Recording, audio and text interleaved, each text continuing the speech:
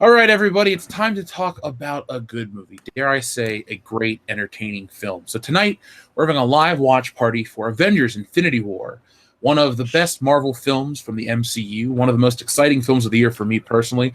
Dion, Kendo, Nick, how do you guys feel about the terms of like excitement for this year? Where would you rank this film in just 2018? Is there a higher number than one? I guess not. I was under the impression we were doing Top Gun. Next time. Okay. You didn't get your rocks off during the new Mission Impossible movie? I haven't watched that one yet. Jeez. It's actually damn good. You should watch it. It's really Well, good. no, I've heard great things. I just haven't gotten around to watching it yet. I got One Tuesday day. coming off. I think I'm off next Tuesday afternoon, so maybe I'll go watch it for $5. There you go. That's the way of the future, man. $5 movies. That's how you're gonna put a movie theater out of business. Actually, put themselves out of business. Yeah, no, I really enjoyed this movie. This is definitely the top of the movies for the year. It was a great it was a great part to the decade of Marvel movies we've got so far. So I can't wait to see what else they're doing and how they're gonna finish this off and stuff. So it was just all around amazing. We have a super chat from Ref Dealine already. Thank you. In the words of Peanut, it's pronounced Jeffafa. You're using an unneeded F. Okay. All right. Jeez. Thanks for bringing that back. It's going to be that type of night. God. So, Dion, dare I say this is the movie that we've waited for all of our comic book fan life. We grew up with, Batman and the old Superman flicks. Then, as we hit late grade school, we had X-Men and Spider-Man. And then through high school, we had Spider-Man 2, 3, and some other stuff. But finally, when we get to college, our freshman year, the MCU proper launches with Iron Man in 2008. And I know, like me, you saw that trailer on TV when he's flying around through the sky with the jets, and you're like, wow, this looks awesome.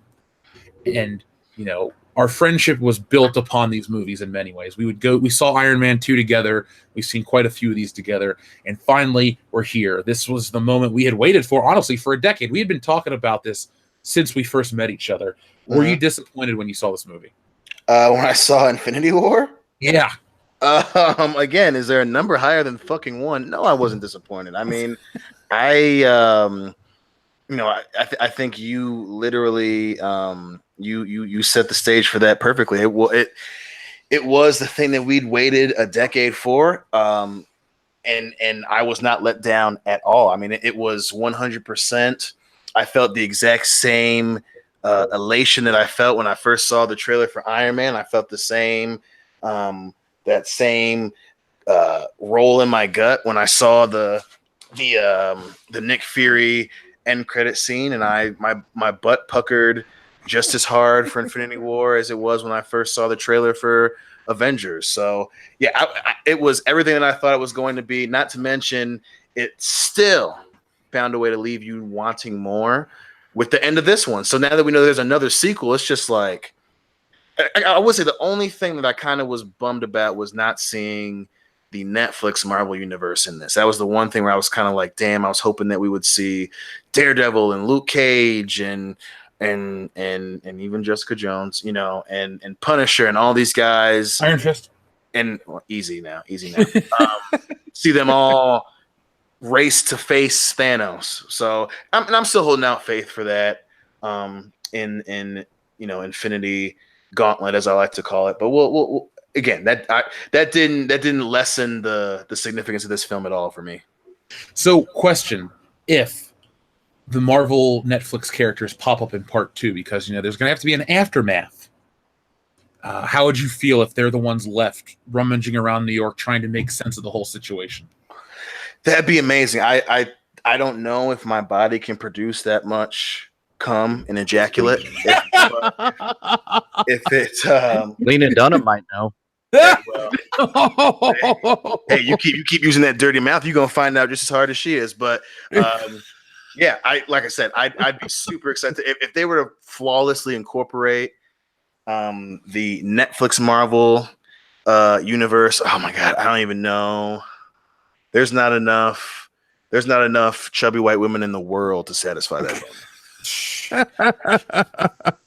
Now, where would you guys rank this in terms of just MCU? Is there a number higher than 1? Okay, I guess not. Yes, every number is higher than 1. In ranking. In ranking. I just love Okay, well, Hillary there in the you go. background. You fucking backwater motherfucker. I don't know. Understanding the number line isn't backwater. Is ranking something number 2 higher than 1, dummy? No, but I'm the gonna number take that 2 is pause. higher than number 1. Oh man, number 2 is fucking way better than number 1. So, in other words, in the world of Dion Green, no number is higher than 1.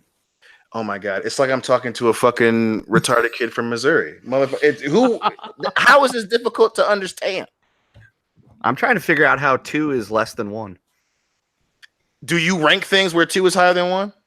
Wait, never mind. We're talking about rankings. Okay. I said ranking 3 times. Not originally. Not originally. Yes, I just said it 3 times. I know the English language is way different. Not originally. You said, is there a number higher than 1? You didn't say rankings. You didn't say rankings originally. Did I not say it? Not originally. And this is why people listen to this show. 1. What, you know what? Whatever. I'm sure. Let me say it in a phrase that you understand in Missouri. Is there a rank Ranking higher than shit. 1? No. You rank them shits. Yes. Anyway, Nintendo, where do you rank Infinity War for the MCU proper? 2. Well, since there's lots of numbers higher than 1, but in a rankings term, since we have to have the caveat on there, I would say 1. And Nikki said So 2. wait, hold on. So 1's good, 10's bad, right? Is that how we're doing this? Is that what's going on right now? Yes. Okay, all yes, right. in So then- rankings. No, any number Okay. higher than 1 means it's good. No, not Does not that mean with that ranking. if I say this is 0, I win? Yes. You win a reading session with Kendo Slice. Woo! See, I just think it's funny how Dion doesn't get what I was trying to do to him.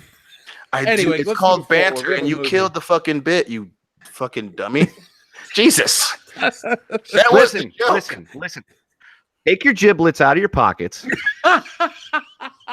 and go look at that little cutie, Lena Dunham, as you like to call her. That picture today I saw. Let me speak in the English. Oh, excuse She me. is round like an orange. The English that you Like a basketball. that you expect. Well, what She's I was also got a fucking saying haircut that makes was, her look like she should be on a paint can. what I was saying was, why don't you go find that piglet that you be fucking like we do down here in Missouri? Are you talking about Brian Lape? You mean your fuck buddy Brian LePay? No, he's got a different fuck buddy, and we're not going to discuss that guy on this show. Yeah. I swear this is going to be about the Avengers, folks. Don't worry. God, we hope so. Yeah. We're just having fun. We're the Avengers After Dark. Ooh, Yes, shit. Grindle fan can tell you what it's like to actually have behind the scenes access to what it's like to have us in a room together. Yeah. It's essentially loud noises, making fun of each other, and alcohol. And delicious food. Yeah, that's true. yeah. Yeah, we had some good meals. And, except for at St. Elmo's Steakhouse, where Brian Lape said it was not good. Yep. Well, you know what? It was fantastic. Basil says the latest Mission Impossible was Cruise stroking himself the entire movie, and Cavill does not have the suave look for James Bond. Too much of a jock.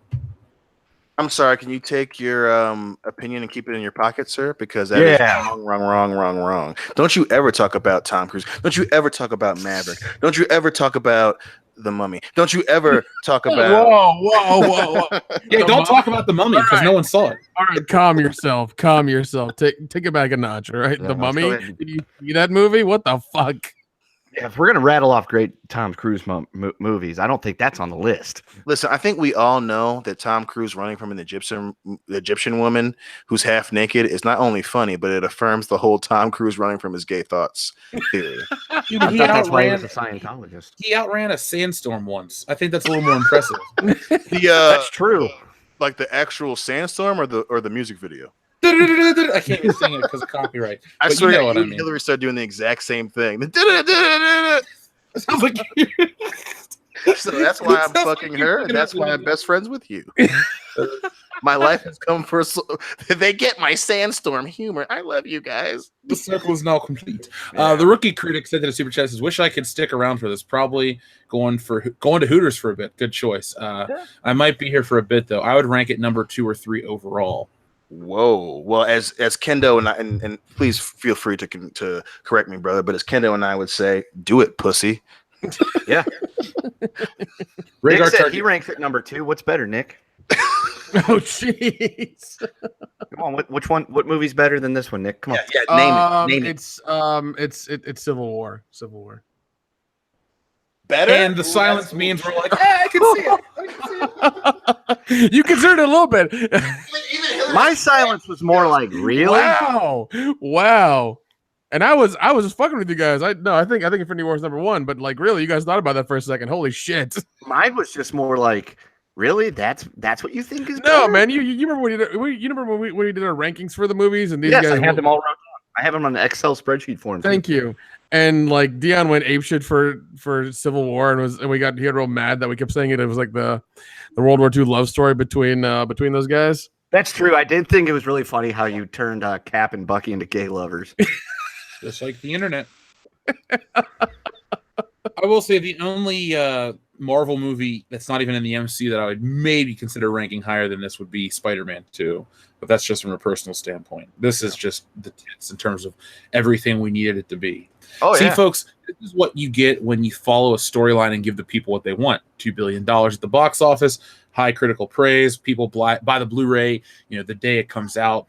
Except for People just Dion. sing his praises. Yeah, Dion doesn't No, know he bought shit. it the day. He bought it the day it came out. He just that didn't know counts, it came out that day. See, at least Kendall has my fucking back. He doesn't turn on me. I was gonna say he did buy it the day it came out. He was just unaware of that. Fair enough. All right. Yeah, you fucking sissy. Dion Rhaegar Targaryen says, Dion, Beta Ray Bill is coming. Listen, I am fucking. That unsettles me a bit. Okay. JSP, thank you very much, says, I didn't like Thanos being humanitarian in motive. He should have done it to appease death. I was also kind of hoping it would be the final chapter. I wouldn't really call what he was doing humanitarian by any standards. He essentially was saying we need to commit mass genocide for the betterment of the universe. On universal scale. So yeah, that's if you're calling that humanitarian, well then Stalin's the biggest humanitarian that's ever walked on this planet. Oh no. Right underneath that is Hitler. He was a big humanitarian as well. Yeah, apparently. Hey, we need to wipe out all these people for the good of the world. Yeah, that's not a humanitarian thing when you're doing it like that. No, but at least it shows motive for the character. True. Unlike a lot of times, villains are just evil to be evil. A lot of the Marvel ones from the MCU are kind of guilty of that. At least Thanos had a purpose and emotions. And when we get to the Gamora part, why is Gamora? Yeah. I mean, that's how dedicated he was with his plan. It's just I applaud him for that. Throw your daughter off a cliff to succeed in your plan of universal domination. Fuck yeah. Well, look, let me read these few super chats so we can start this fantastic movie because I'm excited. I'm busting out the good scotch. And once we decided to do this, I actually watched the movie so I wouldn't be going, man, this is great for 2 hours. So let's see. You're going to do it anyway. Oh, I know. Huba Bakanda says, contrast, saw Infinity War in theater multiple times, purchased digital copy from Amazon, bought Blu-ray, watched the movie so many times, saw The Last Jedi once. Well, Huba Bakanda. I can see that being the case. 100. Now, did you know what day it was coming out? That's the real question there. The Last Jedi? No, I refuse to acknowledge that came out. Fair enough. Grendel Fan 84, thank you very much. For Sean and I, Comics Elite, this is our number one. We were like giddy 10-year-olds at the back of the theater. It was weird when I went with Dan and Phil because normally we joke about stuff at the Marvel movies. We're like, haha, that was funny, or this would be cool. I made sure to not stop staring at the screen. I mean, I can't overstate. I was waiting for this movie for literally a decade. We knew this was coming. Not necessarily exactly Infinity War, but we knew this shit was coming in 2012. So for the last 6 years, we've known exactly what's happening. But overall, we knew there was going to be a huge, big payoffs with these movies. Obi-Wan 27883. As much as I love Infinity War, goddammit, this multi-way roasting might be better. Well, if you guys like the roasting session, make sure you're subscribed to this channel because that's what World Class Bullshitters is going to be tomorrow night. One big roast session. We're going to make fun of each other. We're going to talk about Horror Hound, the turkey suit, Judge Reinhold, all that shit. So it's going to be a can't-miss episode, much like every week. And we're probably going to make sure we make fun of Lena Dunham so Dion gets kind of upset. I like how you guys think that you're roasting my girlfriend or something. I'm going to try to fight you in the hallway after class. You will. You'll come to my fucking house. Listen, bro. 5 hours a You can do better, bro. Who's his girlfriend? Lena Dunham. Her. Come on, Dion. Wait, Dude. hold on. If she was in high school, she would be like the head of like the drama club or some shit. And speech and debate. Hey, drama club girls swallow, so I'm not ashamed of that one bit. And she'd be the vice president of Stuco. I don't know. What the hell is that? I don't know, and I don't Student want to council. know. So, folks, thank you to everyone who's joining us tonight, and let's get ready for the movie. So, Let's get ready to rumble. yeah, right. By the way, thank you to the new backers of Stealing Solo. It's now past 15,000, well on its way to 16,000, 15,335. So, probably by the end of Infinity War, it'll be closer to 16. So, Especially if you fuckers bust out that checkbook. let's see. Moret Dealing says Lena Dunham, ham. Is he trying to say she looks like ham or smells like ham? I'm confused. I'm sure she tastes like looks ham. and smells like ham. She probably is made of ham. So, folks, this is a online watch party with us. We don't show you the movie. We're not going to show you the movie, so don't ask because We don't want can't the channel afford shut down. Yeah, so you're going to look at this stopwatch while you watch the movie. So this stopwatch is for only the people who are coming into the movie late, because we got a lot of times people come into the streams. Can I get a timestamp? From now on, we do this. What'd I miss? No problem. Exactly. So, folks, get your timestamp set to 0 and press play right now. Yeah. Here we go. I'm All fucking right, pumped. I'm excited. I'm like 2 seconds behind now, but it doesn't matter. It's all right. Something tells me you know how the movie goes. You've seen it a couple of times. Actually, Yeah. I've only seen this movie once in theaters and once yesterday. That's it. Oh, damn.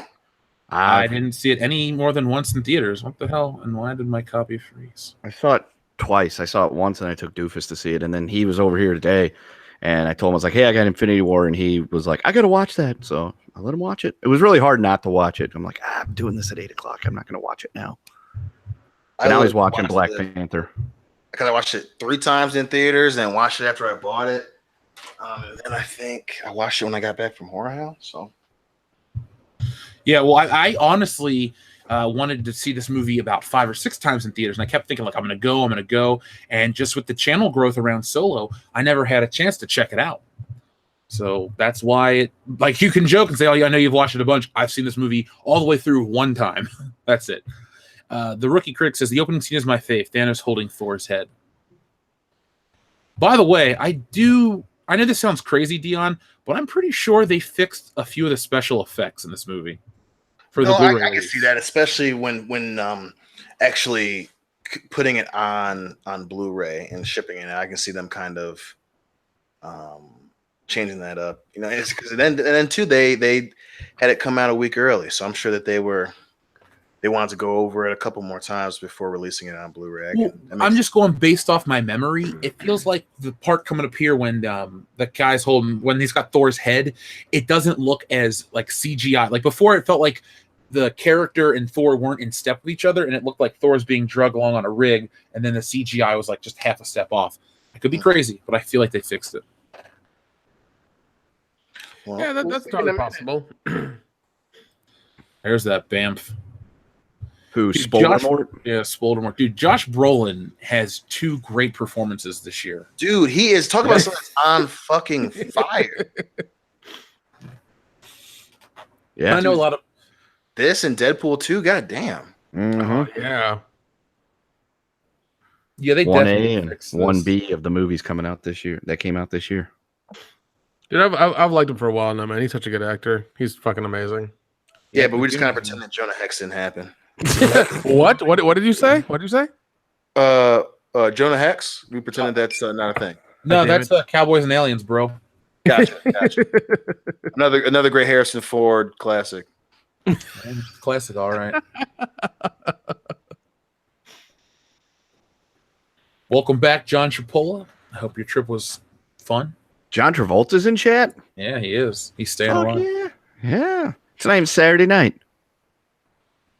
But he's got that night fever on him. He does.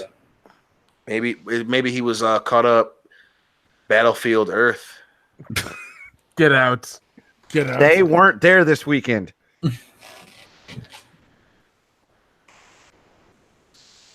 How do you guys feel about this Thor look? I like it a lot. The cutting of the hair. Again, I like him with longer hair, but it fits the what happened to him in Ragnarok. So and it also keeps it to where it's right after Ragnarok. So again, I like him longer with the longer hair, but it shows that Thor's been through some shit. Yeah, Dion likes him with the longer hair so he can pull it. Yeah, he likes his it's like a ponytail. It's the only part of a horse Dion's not afraid of. I would like to think that in a relationship between Dion and Thor would be the dude. Nah, man. Us brothers, we don't play that. I'm at the very least, I'm a power bottom. He's supplying the energy. Fair enough, because I mean that dude's got a huge hammer. Darth Arma says the best part of this movie for me is that there are no parts you need to have to skip. No, that's true, because everything is culminating into the they have to kill Thanos. Yeah, there's really no piss break scenes. No, that's 100% true. This movie's incredibly well paced. For being almost 3 hours, 2.5 hours, I didn't want this. No, it didn't feel like it at all. It was wonderfully paced. There was action end to end. There was such a good story, all the way through. I mean, it's so good. People are asking what a power bottom in the chat is. Guys, just go watch It's Always Sunny in Philadelphia. It explains or Urban Dictionary. Yeah, I was gonna say just Urban Dictionary. That's the easiest way to find out what a power bottom is. Now, this really was badass. I mean, Thanos beats the Hulk in 30 seconds. Yeah. And also he's slightly smaller than the Hulk, which is kind of weird. Yeah, but he's got an Infinity Stone. Still, that kind of gets rid of the whole plus 10 to all stats. Well, yeah, seriously, yeah. I'm sure it'd be a different. Oh, look, it's Bond. Yeah, I was about to say there's James Bond. Wait, I thought that was Mother Teresa, the hair and the mustache. He could play it. If anyone's gonna play Mother Teresa, it's gonna be. Honestly, I would watch a Mother Teresa biopic if it was Idris Elba as Mother Teresa. Oh my god, that's the only way I would ever be interested in that movie. That's the future of our skit show, folks. Help us make it happen. Idris Elba is Mother Teresa.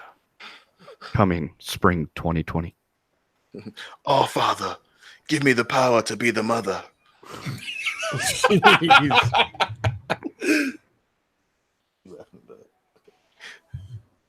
Well, his death in The Wire was better. I wanted to say one thing about the Hulk. Even though this movie is 6 years past Avengers, the Hulk CGI was so good back then that even though this looks great, the other one's not dated, at least to me. Like when I watched those scenes, it still holds up incredibly well. Not only that, but they had that shit come out 2 months after Iron Man. So they put all that work in while putting Iron Man together, which is fucking crazy. No. I meant the Hulk in the Avengers. Excuse me. Oh, no. I think Incredible Hulk looks okay. I just don't like the design. The design? You mean the actual design of the Hulk? Yeah, I didn't like how he was a little more ripped and vascular. I like the bigger, broodier Hulk, like Jack Kirby style. Mash. Thanos is a badass character. Fuck yeah, he is. Let's see. Basil says, "Do you have to do a lot of squats to be a power bottom?" Well, first off, Basil, thank you for your super Ask chat. Brian Lape. I'll just say, ask Brian Lape. He's the master of the squat and the deadlift and the power bottom. He taught Dion some moves over the weekend. I know. You got to keep the trajectory of the bar straight. I'm the goddamn MVP of the weekend. If anyone taught anyone anything about being a power bottom, it was me teaching the world. Or Billy Zane teaching you. Shit. But hey, we commend you for that, sir.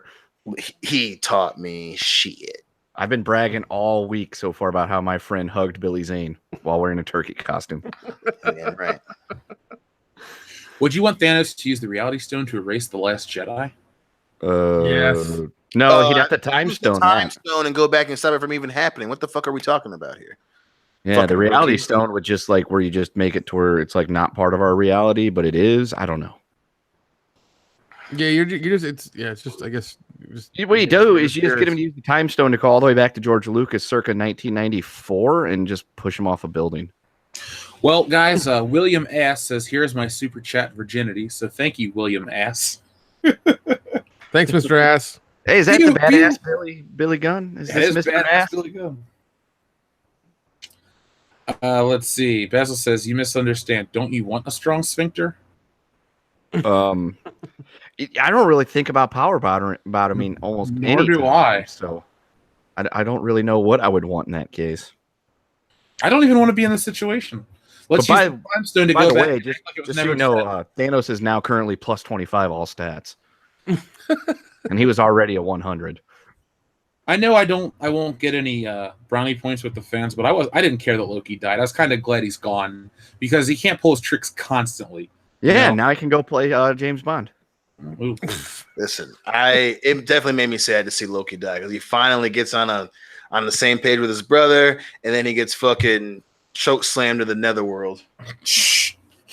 Is that how you're gonna describe all deaths now? So Yep, like, choke slam to the netherworld, butt fuck to the netherworld, shank to the netherworld. So it's a plethora of phrases we can create here. I think the real question we all need to be asking ourselves here is how fast would Roman Reigns squash Thanos? Oh God. I think it'd at least be a 7-minute match. 7 minutes. Is Thanos the Brock Lesnar of the MCU? Oh God. Oh Yeah, he only shows up to fight every now and then, and he's massively overpowered. And he only has one move. Loki got Halo reached. Oh my God.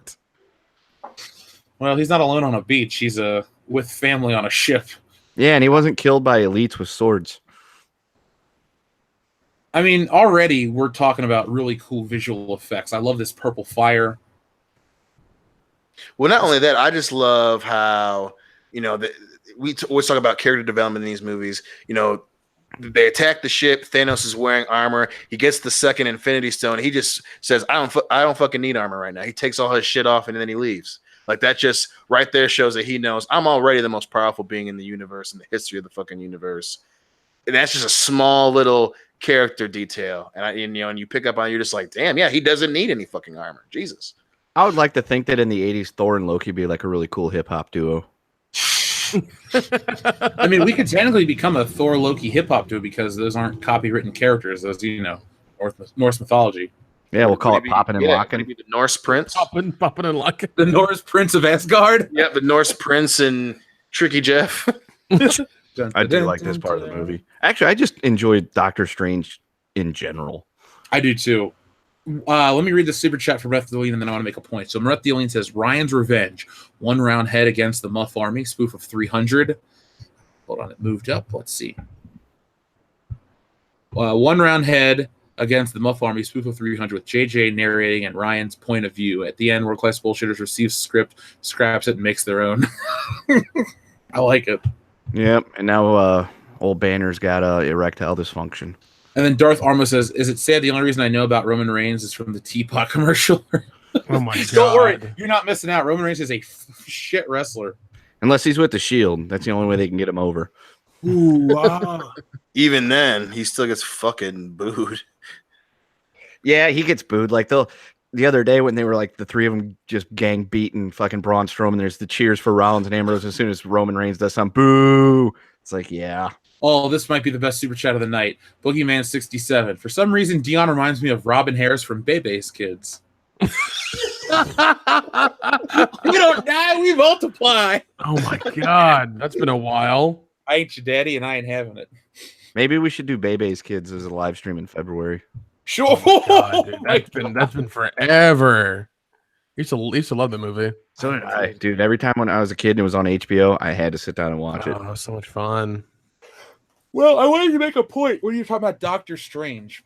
It's nice that this movie does what most other movies that do crossovers fail to do. Every scene with the specific characters that have their own franchise or movie, it looks and feels just like that. It's got the same tone. Everything's right. Like the Guardians coloring is perfect. The Doctor Strange Sanctum Sanctorum feels right.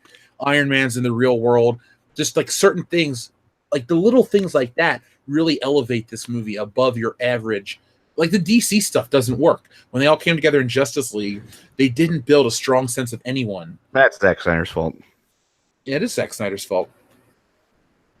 Who is Brian Lee? Not just Zack Snyder's fault. I mean, you bring up a good point. That's the fucking studio. We talk about it all the time on this show. When you do something, if you want to build a franchise, you take your time. Universal couldn't do it. Obviously, Warner Brothers didn't have the fucking gumption to pull it off. I mean, obviously, Harry Potter's Universal. They did a good job with that, which kind of makes the Dark Universe more hilarious. They could do it with a kids show, but they couldn't do it with a more mature franchise. But that, when you are a studio, you take your fucking time. You don't get behind one guy and just pray that he knows what the fuck he's doing. As much as we love the Russo brothers, they're not the biggest minds behind the entire MCU.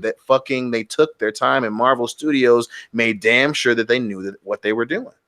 That was the best decision Kevin Feige's made in the last 3 or 4 years was getting the Russo brothers on this movie. Yes, because Joss Whedon, his Infinity War wouldn't have been this good.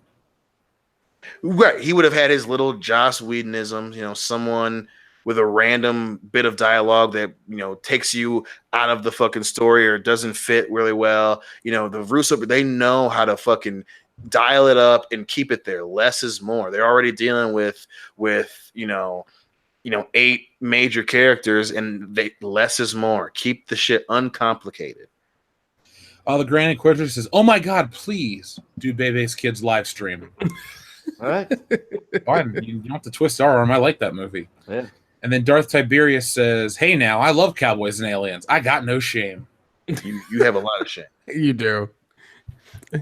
I was actually really excited to watch that movie, and it was a fucking letdown. Speaking of a letdown, people in the chat keep talking about Rian Johnson directing Infinity War. That never was even a possibility, thankfully. No.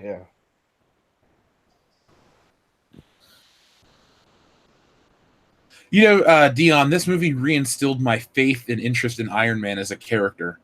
Because after I've been telling you for the fucking last 10 years. No. I've liked him up until Civil War. I'm giving you a hard time. I'm just fucking with you. Until Civil War, I was on Team Iron Man, and then I was like, dude, you're fucking wrong.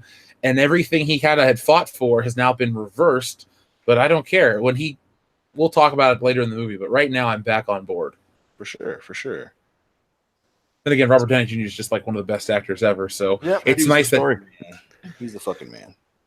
See, kids, Robert Downey Jr. can teach you that all you got to do is a lot of drugs in your 20s and 30s, and then you can become a good actor. Yeah, as long as you redeem yourself. No, clearly you have to be friends with Mel Gibson. That helps.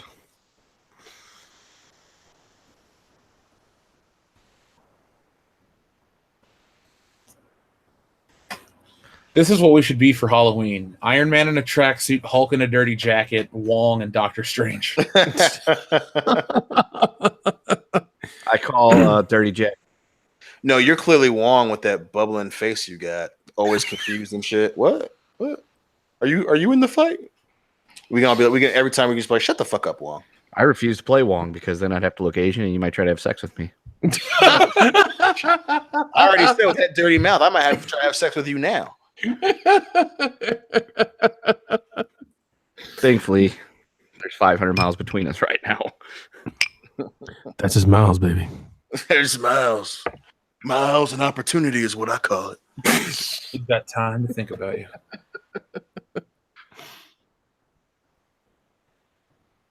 Did Alan Silvestri do the score for this?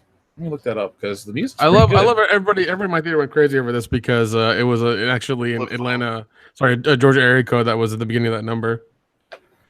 Darth Tiberius says, "Dion, go ride a horse, sir, or a chubby white girl." Hey, now you're Darth Tiberius. That means you got that cool pussy. I wouldn't be getting too mouthy, boy. I'll come looking for you. Ooh. There's a lot of news on the next Infinity War. I don't want to hear it.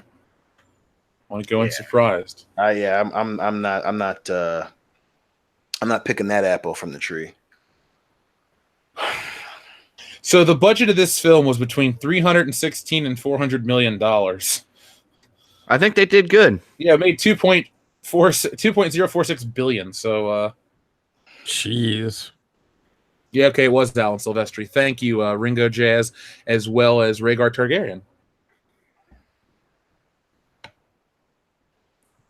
Nick, would you ever want to work as an editor on a film like this?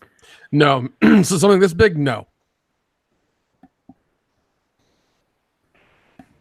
No, there would be too much. I'd be way too nervous to work on something this big because it would just be like too nerve-wracking and just like all around just hectic. I think I couldn't do it. Yeah, just now. Flying donut. I hate to say it, this really makes me like his Spider-Man a whole hell of a lot. That's This is okay. Well, it's none of that high school bullshit outside of him being a school bus, which pisses me off. But The only thing I would have liked a little more is if Ned didn't know he was Spider-Man and he had to come up with his own distraction type of thing, because that would be like the ultimate Spider-Man, not the comic ultimate Spider-Man, like the epitome of Spider-Man action. I don't like him having a friend that knows. And there's the Stan Lee cameo, which is awesome. Which for some reason, I just love the idea of Stan Lee being the guy saying, "You guys never seen a freaking spaceship before?" I'm just like, "Yeah, we know you have. God damn it, Stan! You've seen it all. Watu." I hope Stan makes it to see the final Avengers movie. Oh, he will. Even Here's though hoping. his fucking daughter or whatever has been misusing him.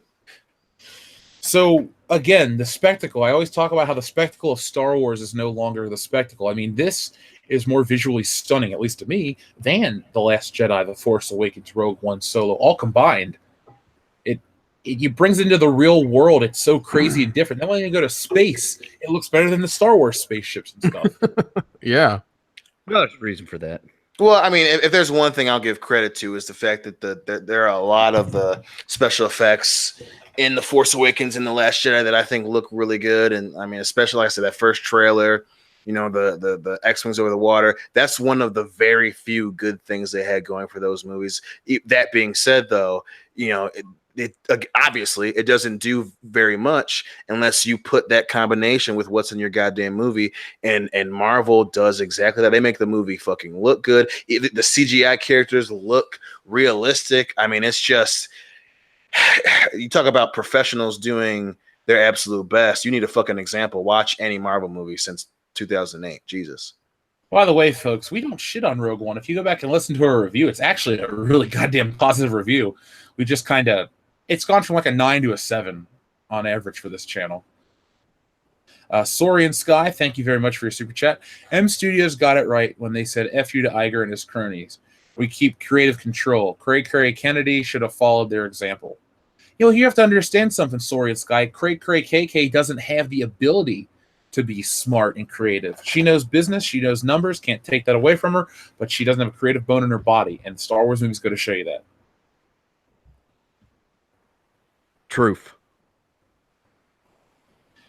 Now, Dion, how much more do you enjoy this film than you enjoy Age of Ultron? Because I'd say you like Age of Ultron more than anyone else on this channel. You know what? I do enjoy it more than Age of Ultron. That being said, one of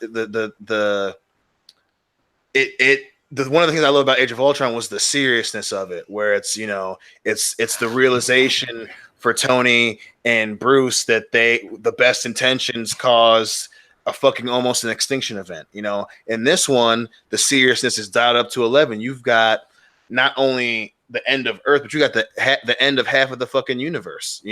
So as much as I really, really enjoy Age of Ultron, fucking Infinity War again, it took what they did right in Age of Ultron and multiplied that shit by 11. By the way, Roman E, yes, I did draw the World Class Bullshitters cartoon avatars. I drew those a while ago. What is that? Early 2016, Dion? When I had those? Yep. So yeah, I did draw those a while ago. I love that. How are you doing? Good. Really, really, really good.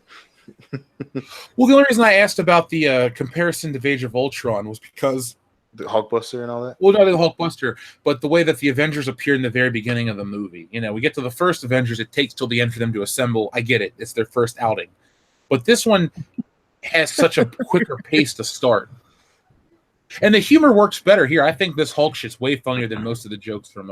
Oh God, yes! Oh my God, I love the whole I can't get it up joke with Hulk. I fucking love it.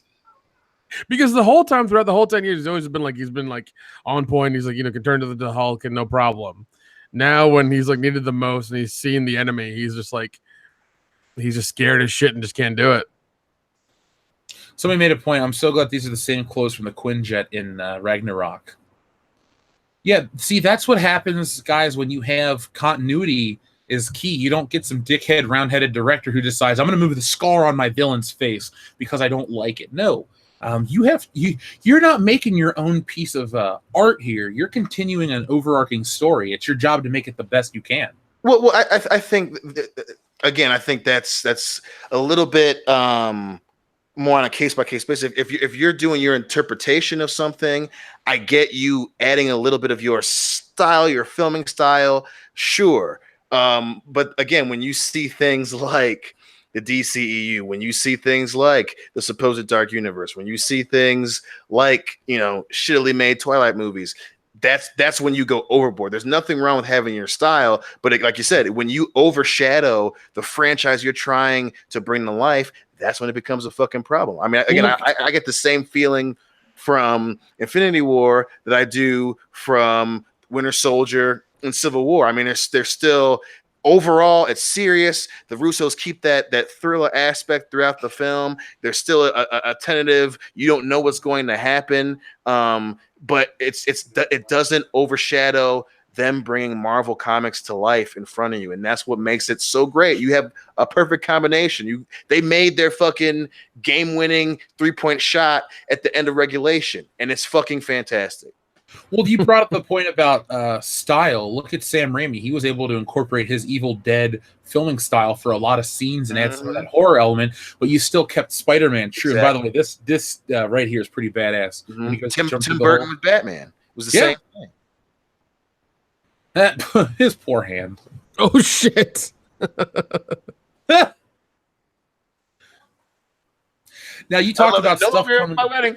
You talk about stuff coming to life. When he gets the Iron Spider suit here in a second, it looks like an Alex Ross drawing come to life. It is so much better than what they showed at the end of Homecoming. God damn. Because that was, and I can always tell, like, you know, you and I talk about a lot of movies, Jeff, and again, obviously with Kendo and Nick, we're all nerds, but there are so many moments when you and I are talking about something, I'm just like, God damn, we're some nerdy motherfuckers. Because of course, one of the first things that we talked about when I was bitching about the movie was how we didn't like the Iron Spider suit. And I'm just like, and I was so happy to see it looked a lot better in Infinity War than it did at the end of Homecoming. And I love that they incorporate the fact that he can't breathe that high up. Now, this right here lands, this, like I said, it looks straight out of Alex Ross Concept World. Like, it's cool that we live in a time where the CGI can match a painter's style and still look real. I even like the Iron Man art in this movie. It's supposed to go to a new car in here. What? Echoing Jeff's sentiments from earlier, as much as I hated Homecoming, Tom Holland isn't what I hated about Homecoming, and this made me appreciate him as Spider-Man. I can agree with that. It's like, you know what? He might do a good job with the role after all. Well, I think the thing that, you know, outside of them constantly playing on the, hey, he's a kid thing, you know, he's a lot more likable in this one. Like Homecoming, you know, he was kind of getting into a groove. He was kind of staying in the background to Michael Keaton. In this one, you know, it's a more mature Peter that say, hey, you're playing more of an adult in this one than you are playing a kid. And you can really see that in Infinity War. So even outside of the Empire Strikes Back, they basically do the scene where he's leaving the school bus, he's leaving his kid life behind and chasing, you know, the adults and, you know, trying to be part of the team and be helpful and make sure he saves the world, you know. So plus better writing and direction. Definitely.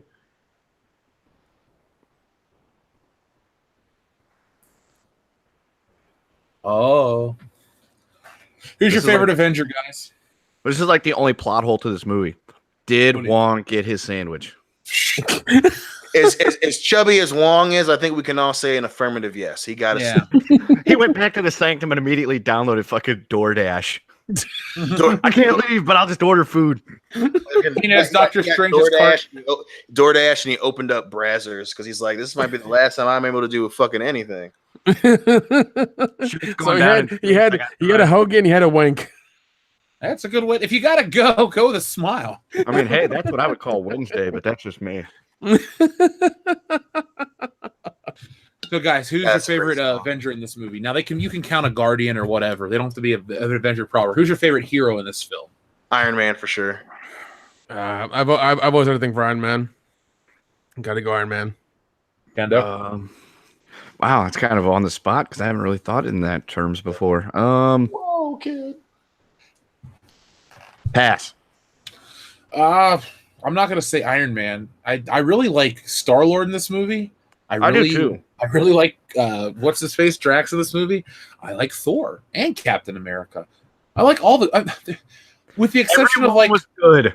yeah, with the exception of some of the Wakanda soldiers, which I don't really care about. Okay, then I'm gonna pick Black Panther. Fair enough. I like Black Panther. He's fine. I do too. Like I don't like the people around him in this movie, but he himself I like. I love this part. I do love so I do, much. Oh God, I know there was an article about Black Panther afterwards. Like they all just didn't want to do that like Wakanda thing afterwards because they done it so much for all the press and everything for that. I was like, what did you expect? I would go and if I was Chadwick Boseman, I would just give thumbs up at my premieres, like, you got it, and give a big smile and walk away. Yeah, exactly. Yeah, there was a picture of him that came out like not too long ago where he was at a movie, something or another, and he was like, they were making him pose with his, fists crossed, and he just had a look of, I don't want to be here right now. Yeah, I kind of feel bad for Chadwick Boseman. It's like, hopefully he gets known for something other than just that. Oh no, I mean the dude's already played Jackie Robinson and James Brown. So yeah, he's on his way up for sure. Did he play James Brown's Celebrity Hot Tub? Ah, too hot in the hot tub. Ow!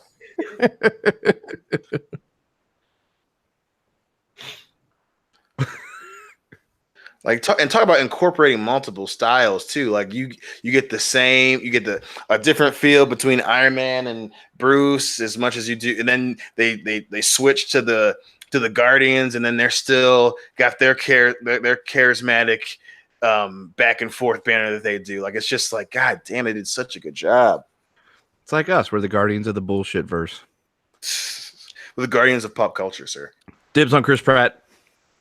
I'll take Batista. I'll take Stark. No. If we're the Guardians, you got to be one of the Guardians. Fine, I'll be the raccoon. Dion, you're the chicks or Groot. Yeah, Dion's the tree. Just to remind you guys, we will run over this already, and I already had called Drax. So, just a reminder. Thank you. Come again. Well, Thor's on their team, so I'll be Thor with both eyes. I'm cool because I always call Star-Lord right away because I'm on that game. Plus, I already got my headshots ready for when they replace Dave Bautista. There you go. Just got to get the rest of you ready. We'll just fucking film it ourselves. We'll just play ourselves in our own version of Guardians of the Galaxy. With hookers, yeah. Hookers. Booze and hookers. Guardians of the Poon, more like. We'll be Guardians of the Hood. Oh my God. Makes us sound like a priest. Instead of a spaceship, we're driving around in like a fucking Lincoln Continental. It's like a supernatural spinoff. Oh God. Like even like again, they did a great job of bringing in the relationship that the Guardians have. Like so that small, oh, you're Thanos' daughter, and he goes, really? He killed my people. Where he stands up and just subtly Drax just walks over and gets ready to get in between Thor and fucking Gamora. That is so It's just like, yep, they're a family unit now. They're friends. They care for one another, and just little subtle shit like that. That's veteran moves, baby. I personally really love the Thor Star-Lord dynamic with the latent jealousy that Thor gets none of, but like the whole time Star-Lord's on edge. And then when we get to the whole Thor and Rabbit and Tree, that whole pairing trio thing is awesome. Well, it's just nice that all the characters act like themselves too. I hate sometimes like when you read a comic book crossover, it's like I don't know if Iron Man would really say that, or Spider-Man feels too jokey in this scene. It's nice that they all just feel like the real versions of them. Yeah. Jaron Ricewig, you missed the first 32 minutes and change of the movie, so check out the time clock, and you'll be able to be caught up with where we are at all times. Yeah. You missed the extended scene where Gamora and Mantis scissor. Somewhere somebody's made a porno of that already. I'm sure there is, and hopefully in the background Drax is standing there eating caramel corn like really slowly. I am not here. Invisible. You have a weird fetish, kiddo. I'm just trying to keep with continuity. That's love important. It. Keep it up.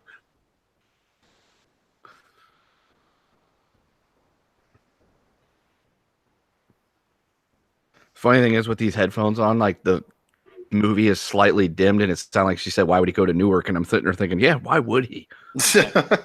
Nobody wants to go there. Well, he is No. from Australia. He doesn't know what his way around. Oh, I'm sure he's been to Newark International Airport. Outside of the Earl of Sandwich, there's really nothing else there. I had a sandwich from the Earl of Sandwich in Miami. Yeah, it's a good place. I liked it. Yeah. Like Kevin Bacon. See, some of the humor, a lot of the humor in this movie works. I'd say almost all of it. So, Dion, I have a question for you. How come they can put humor in serious films like this and it works, but they can't do it in a Star Wars film? Oh, why? Because Star Wars isn't meant to be humorous. Well, I think the big difference is, in Star Wars, the humor is subtle. It's really, really subtle. Right. Or And it's situational. It's specific to a character. So funny characters are funny, serious characters are serious, as opposed to, something like this. Everyone can take part in it. Some of them is part of their personality. Some of them is just depending on the situation around them, whatever. But in Star Wars, Han Solo was the funny one. Leia was the fucking serious business, I got shit to do today type of character. She wasn't cracking random ass jokes that didn't fit her personality that you had set as part of the fucking story. So it's just, for some reason, in Star Wars, they just like, oh, well, we see what other movies do and we're just gonna mirror that, as opposed to actually use the fucking techniques that people use in successful movies. It's almost kind of sad. I blame Ryan Johnson. And a Fuck good him. choice that is. Yeah, because I mean, because in the beginning of Last Jedi, with that whole thing about making the phone call with Oscar Isaac, I was like, this is way too big of a joke. Like they're really like trying to force this joke down your throat. It's like, no. And in A New Hope, you had Leia saying, aren't you a little short to be a stormtrooper? Hilarious. I love that line. Yeah, because it's subtle. Like you're meeting this character for this group is meeting the character for the first time, and instead of being thankful or being like, oh my rescuer, she's like, oh, She gives him shit. yeah, she gives them shit. Well, not only that, but it fits because she's been fucking tortured for like 2 days. So Yeah, exactly. By her father. She doesn't know that it's the guy coming here to save her. She's trying to get a dig on someone who she sees as fucking one of her torturers. So it fits the fucking movie, and it fits the circumstance of which the character's in.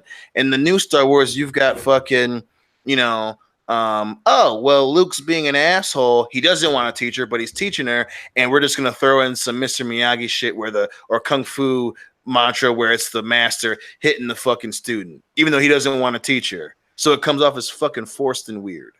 Yeah. What about the your mama joke in the opening of the film? Those stopped being funny in junior high. Okay, here's an important question from Darth Tiberius. Thank you, Darth Tiberius. Guys, who are y'all top 2 or 3 Marvel heroes, even if they haven't been in a movie or TV? For me, it's War Machine, Strange, and Heimdall. Dion, who are your top 3 Marvel favorite characters? Marvel characters? Daredevil, Iron Man, and I think for the third one, Punisher. Shit. Kendo? Punisher. Are we talking about like comics and movies or just comics? Just Just Marvel any characters. They can be any of. They don't have to be in the movies, but they can have movies. Punisher, Venom, Ant-Man. Nick? I gotta go Blade. Oh, Gotta go Blade. Gotta go Punisher, and Iron Man. And for me, I'll close it out with Spider-Man, Daredevil, and Wolverine. I'm a new Wolverine fan. this is why we're a good group. Not much crossover. Yeah. Adam Shawhan, superfan Adam Shawhan says, "You're Guardians of the Moist Muff." Dion, Nick, Kendo, hi. What's up, man? By the way, the way he wrote that, when you see Nick and Kendo together like that, it's like Nintendo but shittier. So, Oh yeah, Nintendo. We're the cheap Taiwan version. yeah, that's. Excuse me, my father-in-law works for Nintendo, so cool it over there. Hey, Fred. I'd like the new Nintendo 64. Yeah, Loudy's dying to get Or one. like Nintendo 69. Oh, Power Bottom we got Edition. 5 more bits. Who is the power? I'd say Nick's probably the power. See, that's what this scene gets dialed up to fucking 11 immediately. Oh, it is. Holy shit. It's like, I'm gonna be the heroic. I'm gonna save my girlfriend. Stab through the fucking chest. And your punishment for losing this battle is to be a shitty villain in Solo. That's true. Ouch. You know, for as good of a year as Josh Brolin had, Paul Bettany had a very average year from this to Solo. Yeah, old Dick Vein face Solo character. Well, Well, hopefully I will About- admit, he's probably one of the only, him and Woody Harris, probably the only kind of cool characters in those movies. Woody You don't Harris. like Alden Ehrenreich? You hate Chewie, bruh? Hey, Chewie's cool, but he is just not cool enough to save Han in that goddamn movie. By the way, everyone who's asking about the DC streaming service, I'll be covering that tomorrow on Thing Good is- Morning Pop Culture because there's all kinds of news and stuff I want to talk about. And folks, look forward to the next spin-off show, Good Morning Pimp Culture, starring Nick Utam. You know it. Yeah, you talked about this scene going straight up to 11. There isn't a moment in this first 39 minutes that I'd consider boring. It's all No, nothing. set up for the... Every minute of this movie sets up for that finale, and it's fun. She must have worked out to be able to do that type of maneuver. She's doing some DDP yoga. No, it's all those pole dancing classes. No, she's fucking a robot. That's how you get that. That's what it is. No, Oh. you're right. No, fucking a robot. Does a robot come? Do androids dream of electric sleep? Are you interested in a male robot coming? No, it's kind of like, No, did I they, mean, did I they mean- incorporate all that, programming into him? Well, no, remember, they said, in the comic book, there's a very famous scene. Like, how does he know when he's finished? He can cry.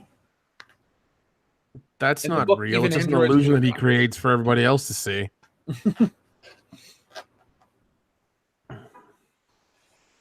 Proxima Midnight. This chick gets a gnarly fucking death later. I kind of feel. I kind of feel bad that we don't know these characters as well because I feel like they were crucial to the story. No, They're I just... know. They're She's just clearly a children David Thanos. Bowie They're- fan. Oh, okay. It is kind of weird that they used CGI for her face instead of practical makeup, which kind of Hey, kids, it's Captain America. this is so cool. Give me this fucking spear. People in my theater erupted in applause when this happened. I actually, when he caught the spear, I actually cheered. I ain't gonna lie. Even though he's not my favorite character, every time I see Falcon roll up in one of these movies, I'm just like, yeah, now the party's here. I love this character so much. Because Shit's he's about to always go doing re- something shit's cool. about Like to he get doesn't have real. like a pose. He shows up in the movie. He's kicking someone through a fucking window. I love him in Civil War when him and Bucky become buddies, and he's like, I hate you. Yes. Can you let your feet up? No. Like they act how like we act. Like our group. Yeah. It's just so awesome. I guess, honestly, well, the character you're most like would be the Falcon. I can see Like, that. I'm saying, of all the Avengers, who... I don't know, man. you That's remind me, kind I'd say I you're mean- Falcon.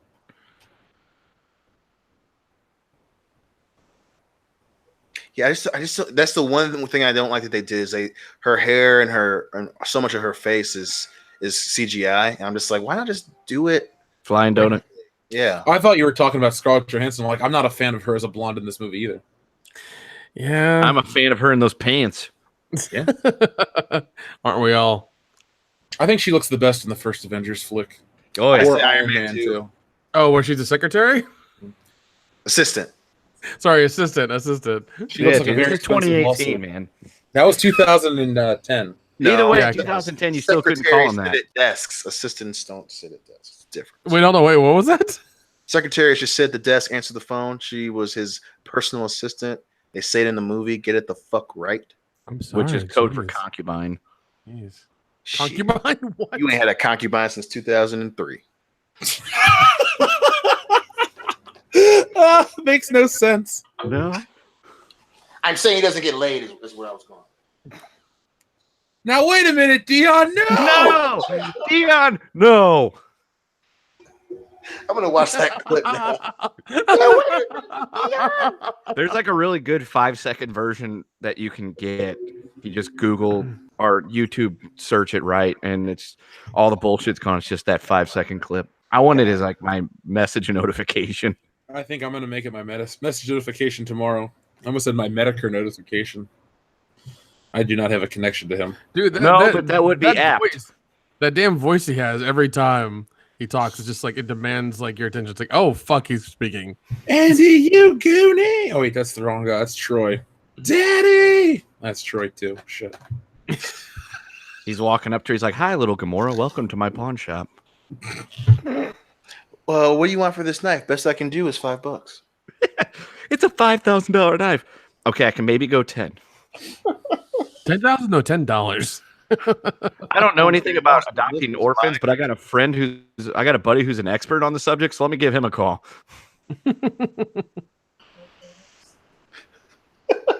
I'm Rick Thanos, and this is my Oh my god, Rick Thanos sounds like a fucking perfect name. Rick Thanos sounds like his brother who like sells used cars. I'm Rick Thanos, and I use this razor. I'm Rick Thanos, bitch. Jedi Rider says Turkey Dion is a legend. Yeah. you better share that damn video, man. Yeah, it only has what, 1,000 views or something? No, it's got more than What? that. No. It hit like at least 3,500 yesterday or the day before when I watched it again. Oh, okay. I was showing people. I was walking around work showing people like, I'm hugging Billy Zane. How cool is this? I think I want to put the Titanic music with the shitty flute to that. Yes. Oh goddamn, dude! Shout out to Darren Copson for that meme. I know. Dude. I walked out of Comic-Con. I walked out of Horror Hound at 4:00. Was able to skirt paying parking for 2 days in that garage. That was awesome. Yep. And within 15 minutes of being on the interstate heading back to St. Louis, Darren Copson's messaging me, "Oh my god, dude, that was so cool. Horror Hound looked great. By the way, check this out." And it's that picture. It's like, god damn, good for you, sir. Good that for was you. awesome. That he did such a great job. It was hilarious.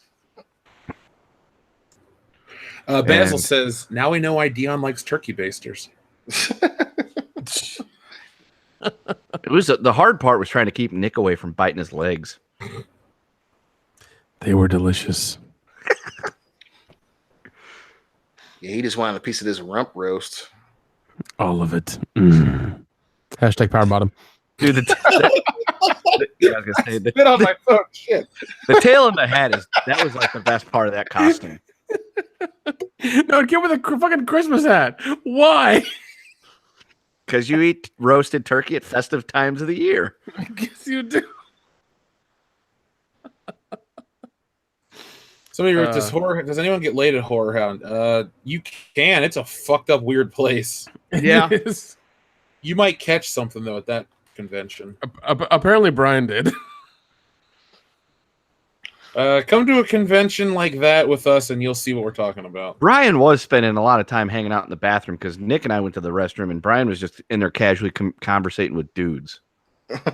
So, Did he use the correct feet signal? Like, was he okay? he had the wide stance going on with the toilet paper hanging down. This is one of the more memorable parts of this movie. I know. You know, when I watch this, it makes me kind of sad that Batista's acting the way he is. I mean, some people can say it's noble to try to defend his friend, but dude, don't piss away like the greatest thing you've ever done. No, because that's an iconic role. Don't fuck that up. Yeah, I mean, and it is noble. At the same time, it's like, dude, listen, he made his bed. He's got a fucking lie in it. You do what's best for you. I understand you want to be that guy, but do what's fucking best for you. Yeah, I mean, you guys already did the letter thing. That's fine, good. No need to be like, oh, I'm gonna leave now if he's not gonna, be in the movie. It's like, fucking calm down, dude. It's a big ass paycheck. Calm down. It's all right. If he doesn't come back, they'll just get Triple H or RKO to do it. I'll hold out for They did try out for Thor. And Guardians of the Galaxy 3 Evolution. Jeez. I see a line in the sand. I actually would go watch that movie. Fucking Ric Flair is Yondu. Yeah. Yeah. Yondu, I thought you were dead. Woo! I'm Mary Poppins. Woo! I'm Yondu. I'm the limousine riding, jet plane flying. It's like, wait. Blue Yondu's colored totally son of different. a gun. I am the greatest. You are. Woo! I'm Yondu. Woo! 16-time world champion. Woo! He can't do too many woos because he gets out of breath and he might faint. I mean, he is. Yeah, he is also 70 years old and escaped death last year. Yep. If there's anyone that can escape fucking death, it is the dirtiest player in the game. He probably low blow death and then said, "I'm the greatest champion of all time." He did that thing where he gets on his knees and holds his hands up, shakes his head. No. And when Death turned around, he got up and sucker punched him. So Del Toro comes off of The Last Jedi to do this. He's the only actor that's in Last Jedi in this, correct? Yes. Okay, thank God. I'd hope so. This part he does where he goes magnificent and he like yells through his fingers. It's so weird. I love it. It's fucking I love weird Benicio del Toro. This whole scene's really, really great. I just love the effects here. I was trying to sit down and read the entire Infinity Gauntlet comic book, but I didn't get a chance to do that today.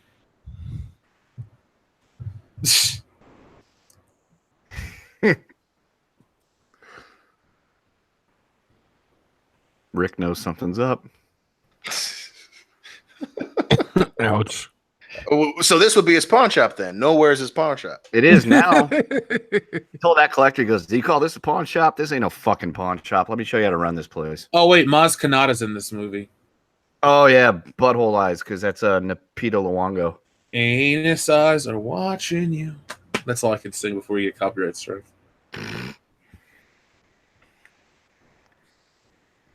I do wish that they referenced that dagger in an earlier film. So would this yeah, that would have been nice. officially be Gamora turning face? You know, she stabs Thanos, so that's like officially her face turn.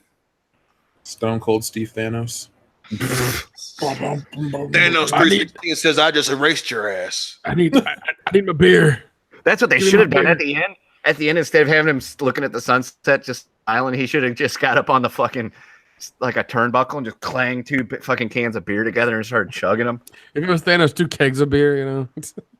Yeah. Thanos. Yeah, that JR is Benicio del Toro. Thanos, by God. There it is. It's so Thanos, weird. the Titan rattlesnake.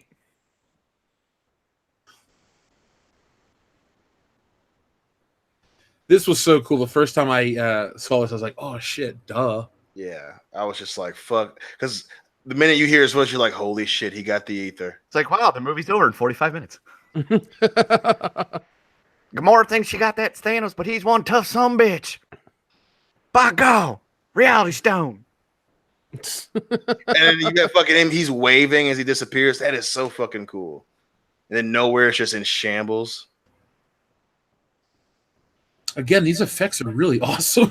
Yeah, it's very seamless. on a giant screen, on a small screen, it was just cool. Dude, on IMAX, it looked very good. Yeah, Ooh. This movie is why I never want the theaters to go away.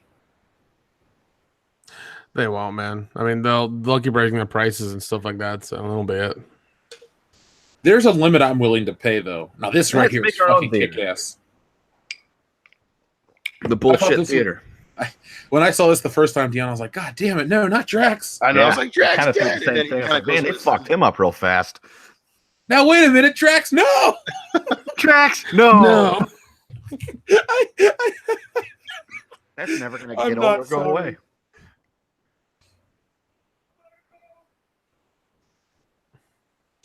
Hey, Nick, are you going to Dragon Con this weekend? Yep. Say hi to Retro Blasting for me. Hi, Richard Blasting. I mean, when you're there. Okay. I'm gonna pull that fucking nutsack off your face. That's such a cool threat. Bitch, I told you to go right. God damn it. This is why that movie Columbiana didn't do well. You don't listen to shit. This is why Oh my Columbiana didn't do well. I fucking saw that Jesus. movie, dude. It sucked ass. I was gonna say, there's other reasons. She was better in Losers. No, I hated that she movie. wasn't. Dion, we saw that on our what is that? Our 6-week string of movies. Yep, Oh, 6 jeez. weeks. The summer of a movie every week, baby.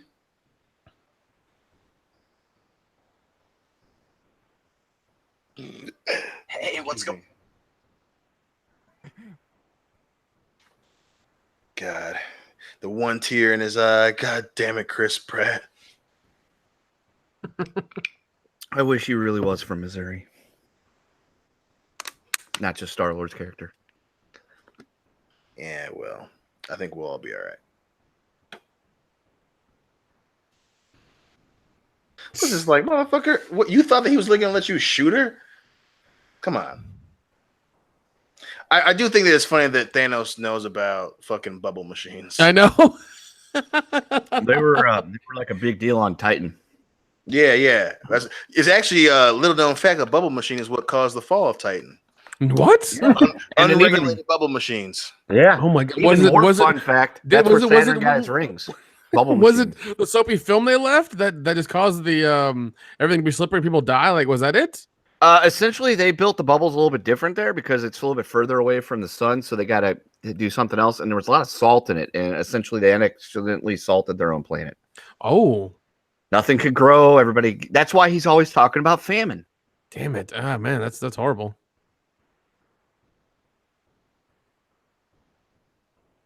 General Ross. Hey, it's the porn star from Dirk Diggler. Doesn't he own a Chinese restaurant, Dion? Yeah, Paul Crenshaw. I'm gonna whoop your ass. Then I'm gonna whoop your ass. Calm down, Kenny. The second one's good, but the first one's great. The first one is the best one. I do like the second one more. Just him fighting what's the name from Crouching Tiger, Hidden Dragon. We could have had something special, but you one crazy ass bitch. And we Ross really and didn't Sanchez need a part is 3. damn We fine. did not need a part 3. Yeah, there are very few funny parts in part 3. I do laugh at the part where he's about to fight Jackie Chan's brother, or the fight starts and he pulls Marty Chan. Huh? Yeah, Ronnie Chan. Right, Marty Chan. He's like, I don't care. I'm not your brother. I'll shoot you and the goddamn Temptations. Somebody has an important question. Can Rudy still jack it? Yeah, I'm sure. Well, hey, we did say that is the question that we asked to end all questions. Hey, man, does your dick still work? That's right. I greeted them at Horror Hound. That's true. That's very true. They were unloading the anus mobile, and I just came walking around the corner. I was like, "Hey, does y'all's dick work?" Oh, jeez. I'm glad Bruce Banner's back on Earth, but I don't really like his performance in this movie, or his role, I should say. Because he didn't help at all. Well, he helped a little bit, but not. Well, his dick doesn't work anymore, and It's he's true. having a hard time coming to terms with it. Again, the question and all questions. We asked him, hey, Bruce, your dick still work? And the answer is a resounding no. Yeah. He needs Blue Chew. Bruce, no. Little Wait Bruce. a minute, Bruce. No! I want to do that for everyone that has a one-syllable name. No, wait a minute, Steve. No! Steve, no.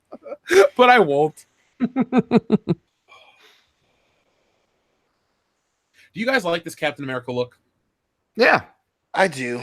I like it's darker. You know, it's him. He's no longer Captain America. I like the darker uniform, the longer hair, the beard. He's kind of lost, and he's not being with the Captain America with the shield. I dig it. Yeah, this is like the character now is called Captain Without a Country, right? Nomad, I think is what it is. Nomad, Captain Nomad. Okay, Just Brazil. Nomad. Just Nomad. I think. okay. Yeah, I mean, I like it. I'm looking forward to the next flick where he gets the shield back. shield and everything back. I'm really looking forward to. Well, we'll talk about that at the end of the movie.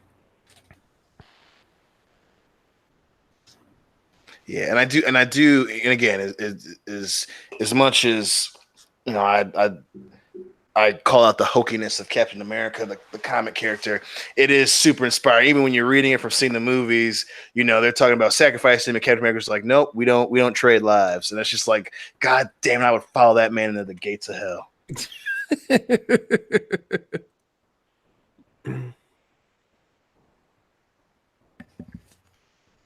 It is really weird though when Chris Evans calls people son, or he does it in Avengers, son. Yeah, well, I mean, technically he's right because he's 95 years old. So It's a true story.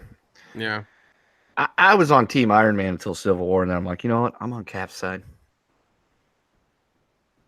Yeah, same here. Plus, he's got Scarlett Johansson.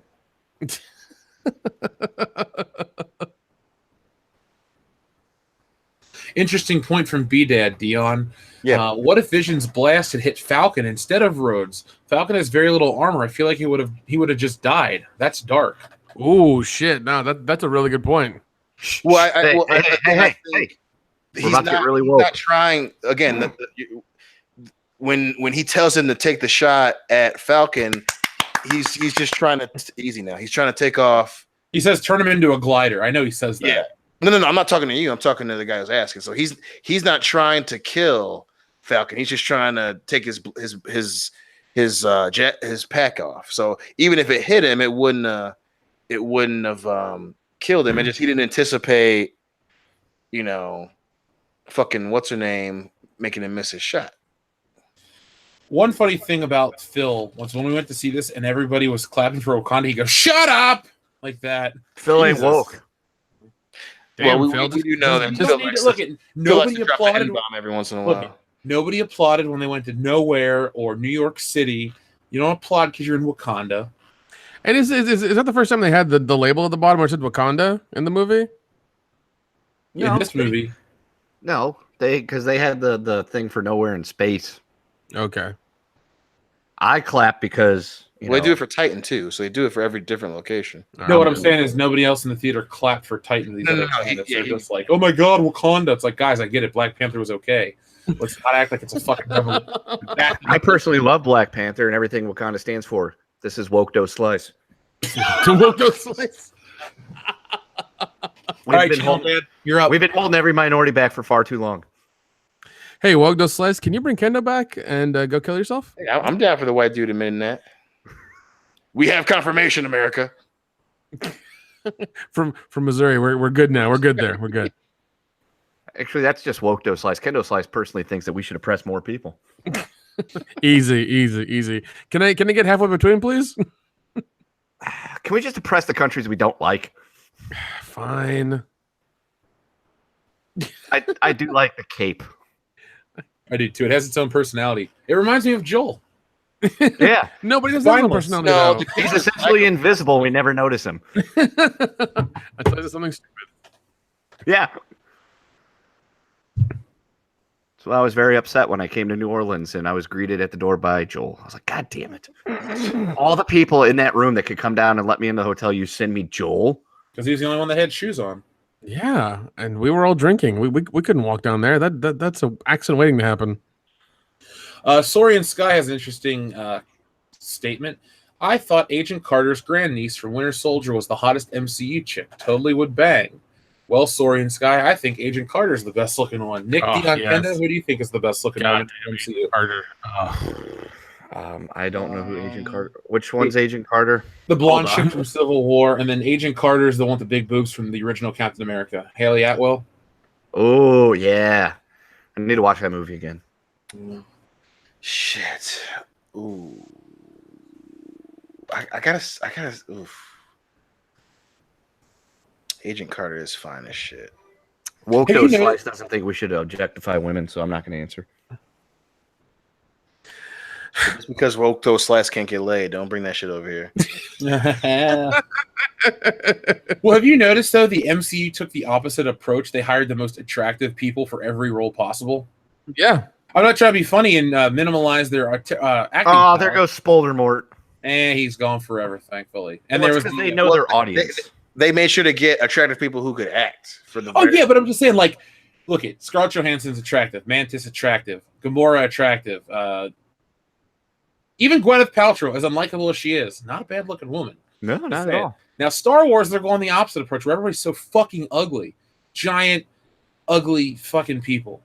Breaking news: Lena Dunham for episode 9. Lena Dunham's already been in Star Wars, dude. She was Starkiller Base.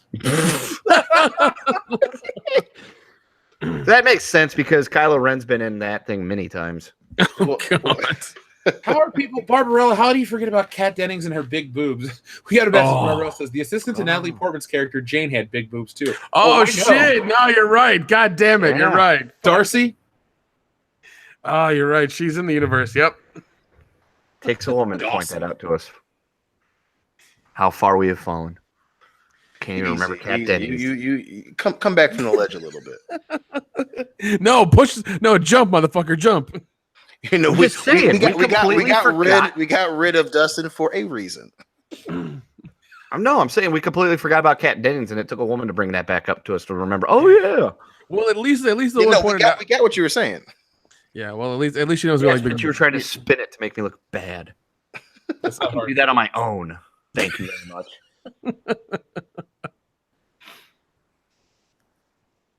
Amaretti Aline says one of the 14,604 ways Doctor Strange sees Thanos win is when the Avengers go to Star-Lord's plan, dance off. Turns out Thanos is a great dancer. That motherfucker pop and lock like no other. Oh, dude. Fun fact. Footloose was actually a very, very popular movie on the planet Titan. Oh. It was one of the last things that was like a huge hit before it went, tits up. Or was everybody popping and locking and just started, fucking with the gravity of the planet? I don't know if R&B had hit there yet. Titan 2 Electric Boogaloo. Hashtag reboot Titan. Oh, shit. By the way, Samuel Aragon has a great point. Wokdo Slice gets laid. Power bottom. He does. Not the way he wants, but he does. I don't know. You figure if you're like Wokdo, you could go to one of those like shitty ass beatnik bars and just talk about how like sensitive you are, and somebody's liable. Yeah, because if there's anything that's gonna get you. Yeah, just like what sensitive you are about almond milk and like vegan cuisine, you'll be fine. Both of those things sound awful. Hey, do you want to get laid or not? Yo, I bring the almond milk. Bitches love almond milk. I'm willing to do a lot of things to get laid, but that's not one of them. Just so okay, fine. Talk about your dog and how you make your own beer. Oh, Brian Lape is in then, man. Yeah, exactly. Like Brian Lape needs some skinny jeans and a fedora, and he's there. He's halfway there now. He just needs those two things, and he'll be there. Yeah, dude, and a dog leash. Just take that little Toby dog everywhere and talk about how you make your own beer. I'm sure some chick that doesn't shave will get with you. Oh, man. Microaggressions and whatever. Yeah. All out of bubblegum. So thanks for your super chat. I can easily see Kenda becoming a white pimp for some reason, picking up the dollars from his working in his Lincoln. The most awkward pimp of all fucking time. I was driving a Lincoln before they were cool or whatever. Matthew McConaughey. I ain't gonna bring your ass out to the street if you can't bring in them goddamn Benjamin Franklins, bitch. Closed legs don't get fed. Damn. Go out there and make my bread. Dollar bill, y'all. Oh man. I'll just be like Wayne Brady in that episode of Chappelle's Show. I'll be a pimp like that. Is Kendo gonna have to choke a bitch? I like how you said it like, oh, and that one. Everyone knows what episode you're talking about. That was a great episode. Mm-hmm. Most episodes, like that one Wayne Brady in that one episode, like, oh, that's pop culture legend. Like Wayne Brady in Chappelle's Show. Say it one time, everyone's like, yeah, motherfucker. Is Wayne Brady gonna have to choke a bitch? The resounding answer is yes. Best part's at the end when he lets Dave out of the car and he shoots him and drives off. It was bitch. Jeez. Eat your goddamn sandwich, Dave. Oh, what? Eat your fucking sandwich.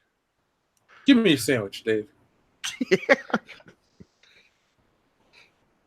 I want to go home. Now, listen, this is a part where, I mean, they do add depth to Thanos, and it's interesting that some people can sympathize or even agree with what his plan is. I'm not saying we do, but I'm just saying there are some people that can watch this movie and go, you know what, he has a point, and I kind of like what he's doing. Yeah, that's when you know the writing is good when they can make you sympathize with the bad guy and make you go, that's the writing is good and everything's fucking like on point. You think he wouldn't want to wipe out half the universe though, because that's like half the people that aren't going to come to his pawn shop.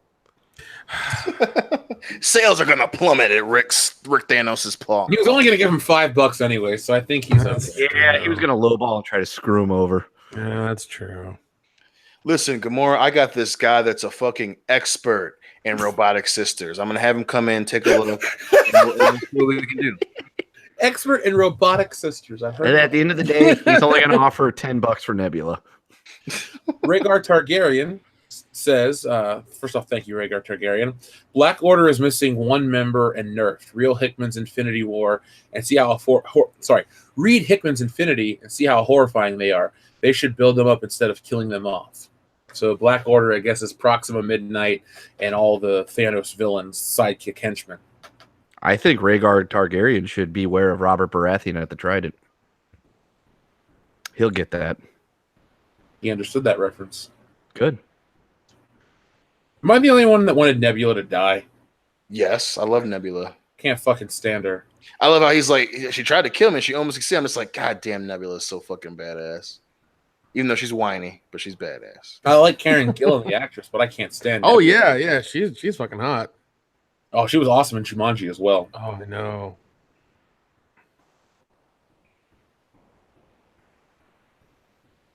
Stop sportering her. Yeah, that's never ever going to be funny.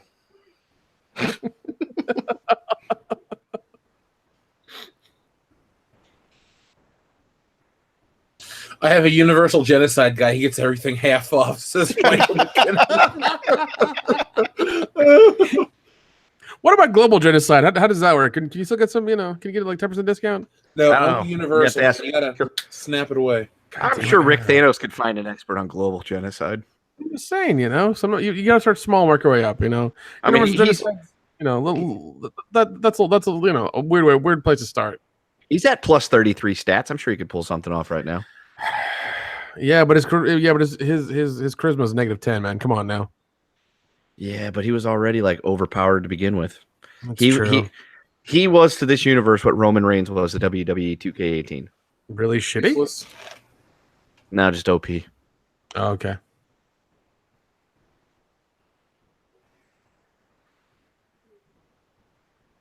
Finisher, Thanos. Do it. Yeah. Plus, Nebula's so badass. She's about to tell her not to do. She's like, "Don't do it." Which Avenger would bang Nebula? I need to know for science. Well, if Dion was Avenger, I think it's very clear that we have our answer. Ding ding ding! It's the black brother named Dion Green. Yeah, because we're talking because he might take the part of Drax. Who knows? So that might happen. I'm gonna make some turquoise babies with Nebula.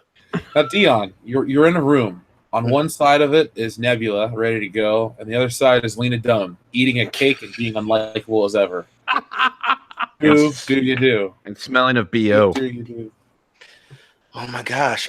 Let me get back to you. I'm gonna write you a full 4-page report on this one. All right, Oh I'm my gonna make that God. for tomorrow's Oh man, we're podcast. gonna get like a 5-paragraph essay on this deal. Why I like Lena Dunham. An essay by Dion Green. 1, she's white. 2, she's thick. 3, she's also still white. 4, Dion, we she's fucking not love as you. old as Elon Musk's mom. 5, one day she'll be old and white. And rich. Yeah, about that. You're right. I don't know what work she has coming up. Can't be that much.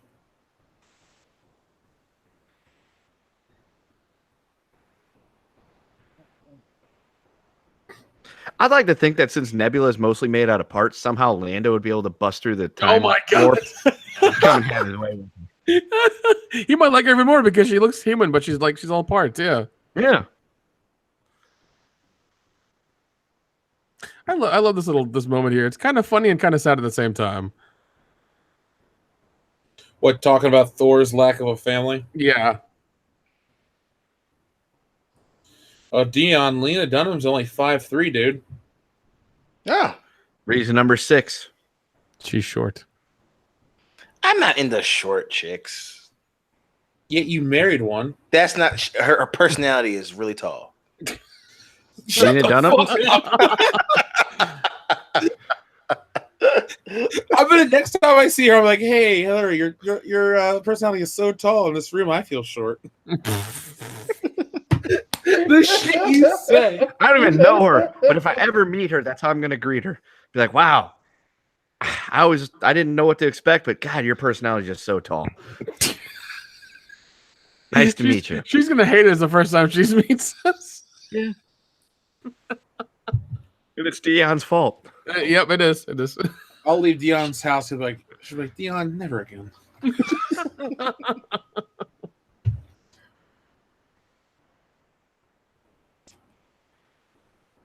I know Dion's responsible. I'll see you in 2 weeks, man. All right.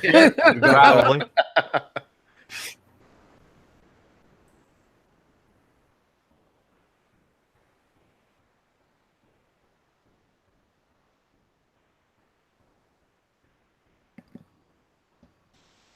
I mean, I know it's him, but I can't believe that's Bradley Cooper. I know. I Like know. every time I can't either. Actually, a likable actor. Every once in a while, he'll pull some bullshit. I like Bradley Cooper, well enough. The one thing that he did was awesome is the guy that created the Guardians was in a car wreck. It was hit by a car, and he had like a stroke or something, and Bradley Cooper paid the money for his medical expenses and shit. So That's awesome. yeah. Damn. Well, Dion, did you hear about Steve Ditko? No. You know how he died a couple months ago, right? Yeah.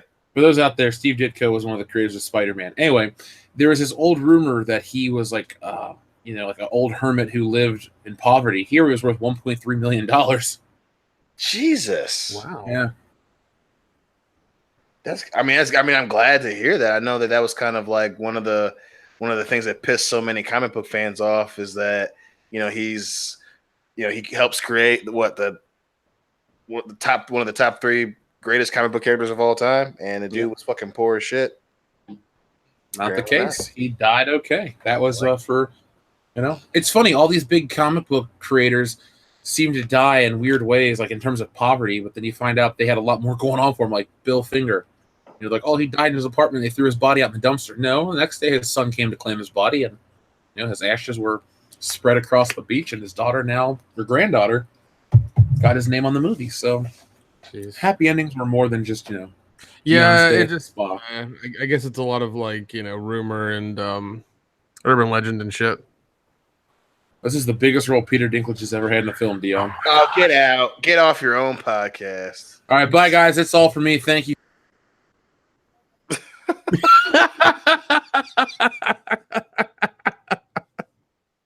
He's the world's tallest midget. Can I come back now? No. All right, well, I guess the fans are going to have to do without me. So, guys, catch me. And thank you and good night. I love it.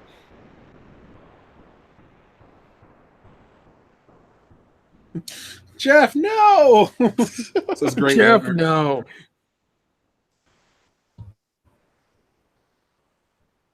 Motherfucking Peter Dinklage. Dinklage? That's a down in Missouri. Where's he from? I said that's what they call him down in Missouri. Oh. He's got a tall personality, Dion. Thanks, buddy. Means a lot coming from a stand-up pun general like yourself. Okay, let's see. Peter Dinklage is from New Jersey. Damn, he's almost 50 years old. Yeah, man. He's been around a while. And his wife is actually really fucking good looking. Her name's Erica Schmidt. Is she Erica a Schmidt Dinklage, the worst last name of all. Erica Schmidt Dinklage. Oh man. Peter Dinklage makes £2 million per episode of Game of Thrones. Yeah, dude. £2 million pounds? What's the exchange rate on that? It's about $3 million. Whoo.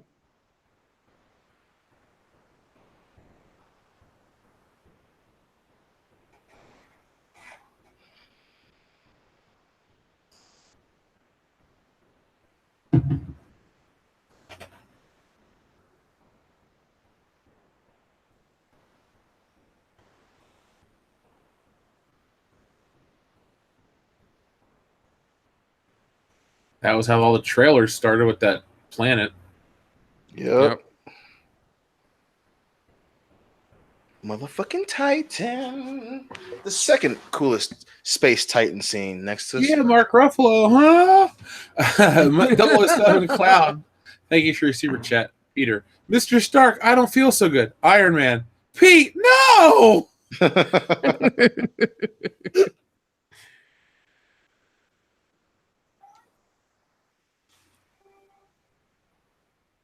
Yep. I love the Doctor Strange effects. They're so cool looking. Yeah. Mm-hmm. Yeah.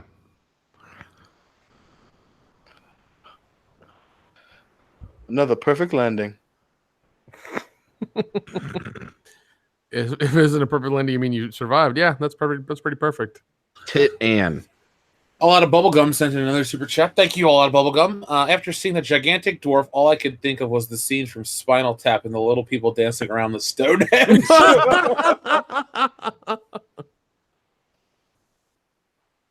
Yeah.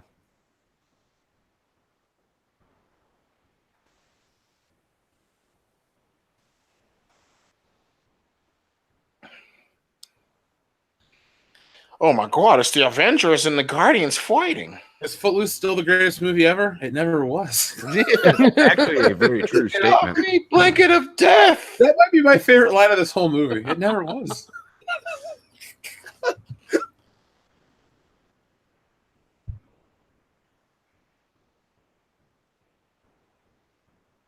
Please don't put your eggs in me.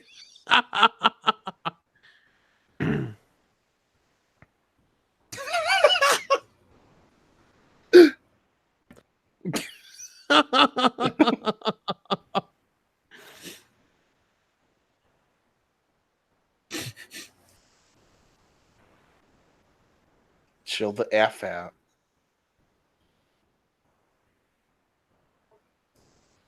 Cease's I'll do doing you one better. Why is Gamora?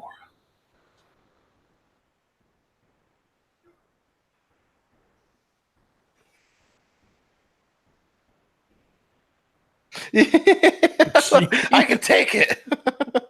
Fucking Drax and his delusions of grandeur. I love it. I love it.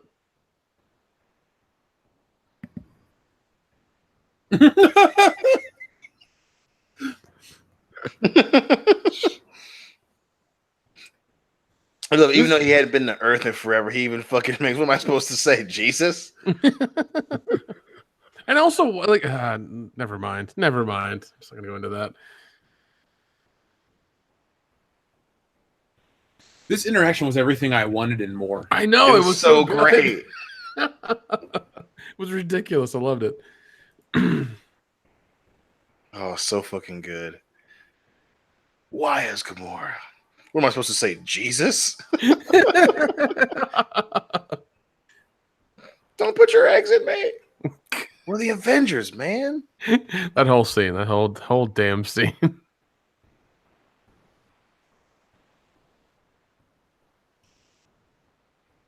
Yeah, I mean, I'm still not a huge fan of the fact that Mjolnir is destroyed. I really don't like that. It'll come back in part 4. It better because Hopefully. I like. It You think Dinklage's always voice comes is back. modulated at all? It's very, very modulated. Because it sounds so fucking cool. Because They had to do something since they bigified him. Does it bigger fight him? he can do voices because it sounds like a way cooler version of the voice he did in that Adam Destiny? Sandler movie. Oh, Not Game Over. Fucking whatever the Pixels one. Yeah, pixels. yeah. It's a way cooler version of Pixels. Fucking man just jumping in the background. She's so cute.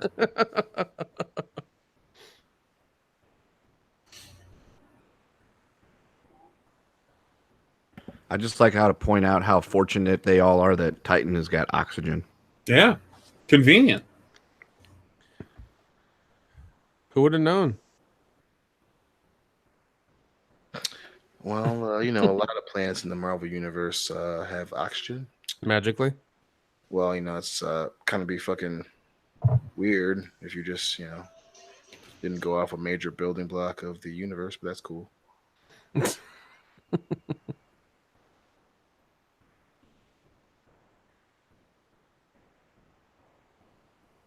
We don't know what that means.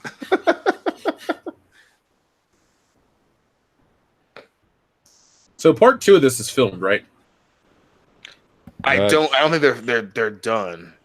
I know. I think they said they got the most of the large filming dates completed, but I don't know if they said it was officially wrapped up.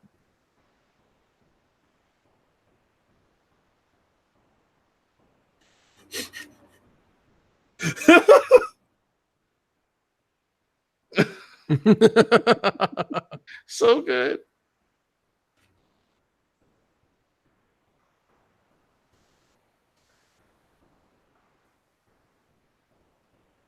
I do, and it just reminds me of like every comedy when you have a guy do something like that, and the guy go touch him. He must have got space Tourette's. Spretz. God, that you guys Sporadically Spretz. The story of Dr. Stephen Strange.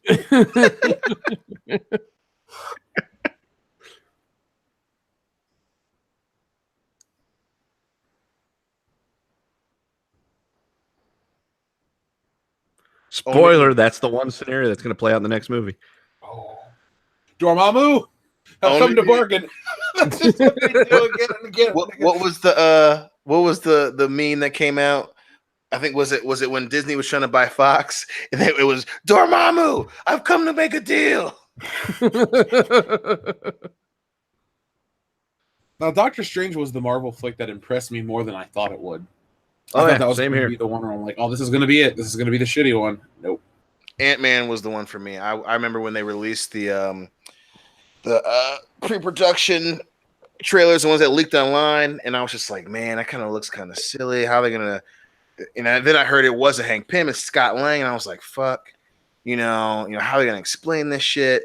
And then when I finally saw it with you, I was like, oh, that's the one that I am sad that I didn't see in theaters. Was the first Ant. Yeah, because I had to bring the Blu-ray up. Remember? Yeah, of course. I don't know. And I we really watched it without Hillary, and she got pissed off. Oh, yeah, enjoy. But the same thing I told her, I was just like, it took us forever to watch it together. I was like, this is why I didn't wait for you, motherfucker. Jeff would never have fucking made me wait. Never. I love part 2 more than I thought I would. I fucking love part 2 too. I still like the first one better, but I really, really, really like the Ant-Man and Wasp.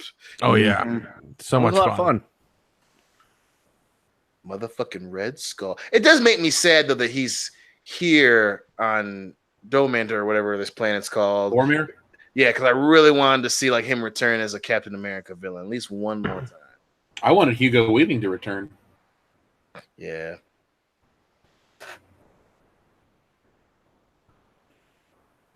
Good old Hugo Weaving, even for a cameo.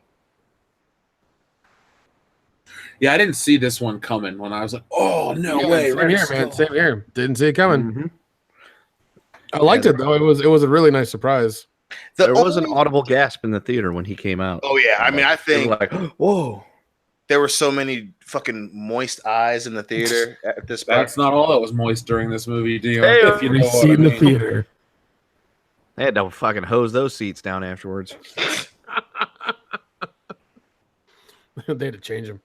See, this is the only thing I kind of well, I guess I shouldn't the only thing because I've come up with two, but the one thing that I kind of hesitant to really get into is like the Infinity Stones making choices and having certain circumstances needed to get them. Like I like the idea of them just being, power sources that were fucking created when the universe was, blasted into existence. And for some reason, the Soul Stone needing a sacrifice to get it, I'm just like, I don't know about that shit.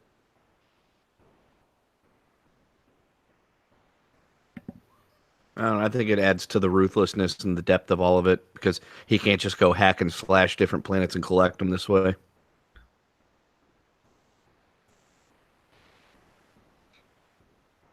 I mean, to that point, I do like that part that it made him, everyone in this film makes a major sacrifice, and you see Thanos fucking, the one person he wouldn't hurt, he has to fucking kill her. I love that, but again, I just, and I'm open to the possibility because they opened that door with Guardians 2, but I'm just like, I don't know, the fucking Infinity Stones. having to go through trials to get one of them. I'm just like, why aren't all of them like that? Why is it just the Soul Stone? It's just too many questions. Too many questions. Oh, Dion, the SH figure arts Thanos looks pretty damn cool. Dude, oh my gosh. I want the Iron Man, but I'm not gonna spend $110 on a 6-inch action figure. Yeah, I don't blame you for that one.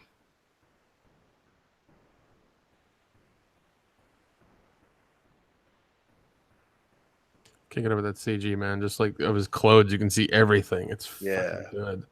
Then I mean, with the fucking the budget's in this movie. I know. Even this guy's like torn up shroud or whatever. Just like it all looks fucking amazing. Well, even the Red Skull's face is all fucked up from getting pulled into this Tesseract. It's all fucking amazing. Everything looks good.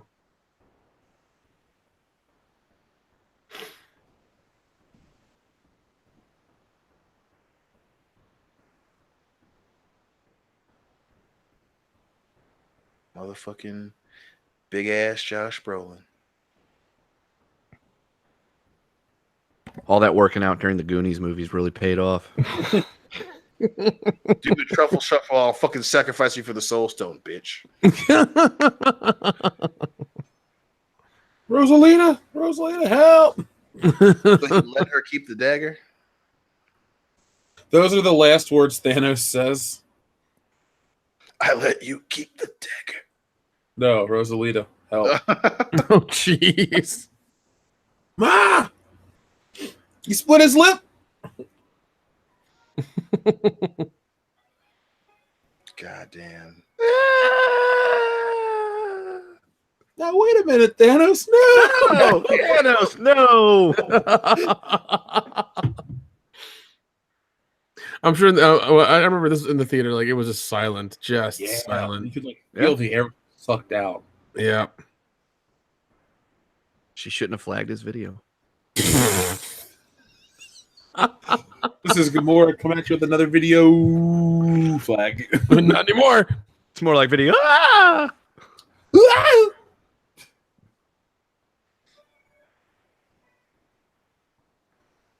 Damn. Hits me in the feels.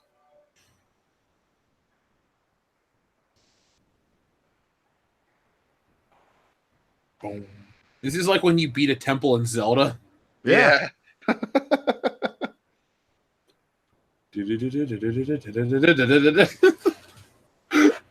Bum, ba-da-da-dun. He just needed to stand up there and hold it up in his hand so above his head. He's having an OBE. It's like coming. He's all wet. Guys, my legs are cold. They're in a puddle. So I guess is it the Soul Stone that could probably bring people back from the dead? I don't know, but he's at plus 66 stats now.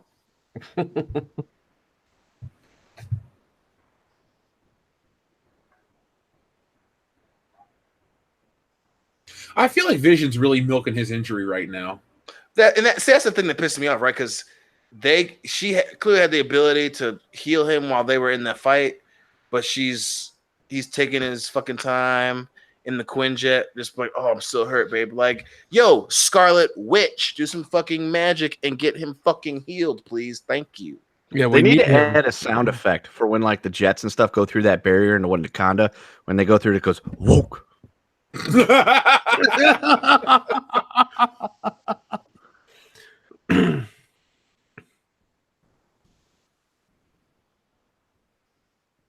Hawkeye's not in this movie, right? No, he's on house arrest. Now wait a minute, Clint. No, Clint. No. Yeah, why? Yeah, why is Hawkeye not in this movie? That's really weird. He's with his family. Yeah, right now Ant-Man's riding up and down the stairs on like some tubes with his daughter. Oh shit! Buck. They both have the same hair and the same facial hair. It's uncanny. It's uncanny. Well, they allow that type of marriage in Wakanda. They're very progressive people. I hope so.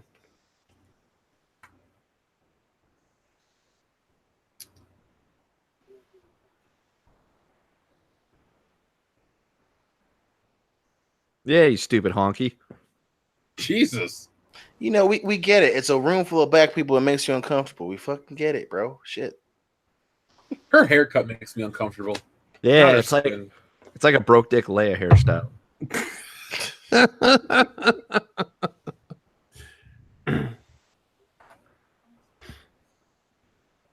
Too bad the war is here. Oh, the Death Star's here, guys. Oh God. You're not wrong. Oh shit. I thought they were Wakandans. Turns out they're Bothans. Good. I like that one.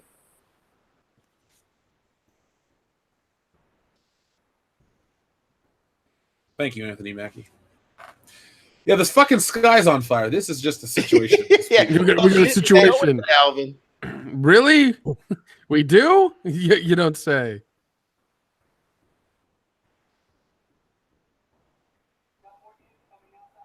Hey, what's Falcon's real name, Dion? Falcon McGillicuddy. Sam Wilson. It was okay, cool. I couldn't think of his name for a minute. Oh, wait a minute, Sam. No. God damn it! I should have known. Sam, no. I gotta get everyone, like I said, with one syllable. We got Thor. I got all of them. Stark. No, wait a minute, Stark. No. Tony God. Stank. Oh my God, that beard looks horrible in that lighting for some reason. It looked really fake. Oh my God, that line was in every fucking trailer. Get this man on shield. It's like, I get it. No, Jeff, don't do that again, please. No, Jeff, do it again. No, that was Wait really a minute, bad. Jeff. No. That was really No, bad, but it was no. like comically bad.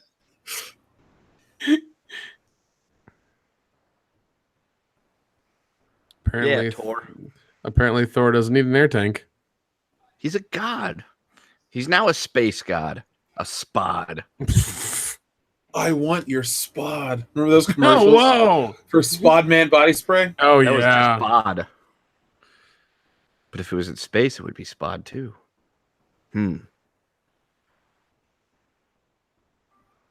Go, rabbit, go. Bear Bunny. Trash Panda.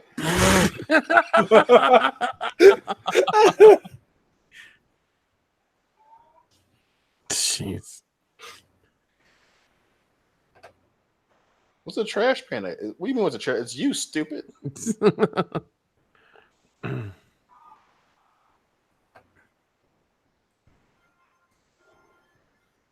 Do you believe Stallone's been in one of these fucking movies? That's Yeah. fucking crazy. No kids. It's like, motherfucker, you made Rocky 5. You are hardly in a position to judge me. That was one of the best parts of that movie, though, where the fireworks went off for Yondu. Yes, that was God awesome. damn. Yeah. What a great ending. It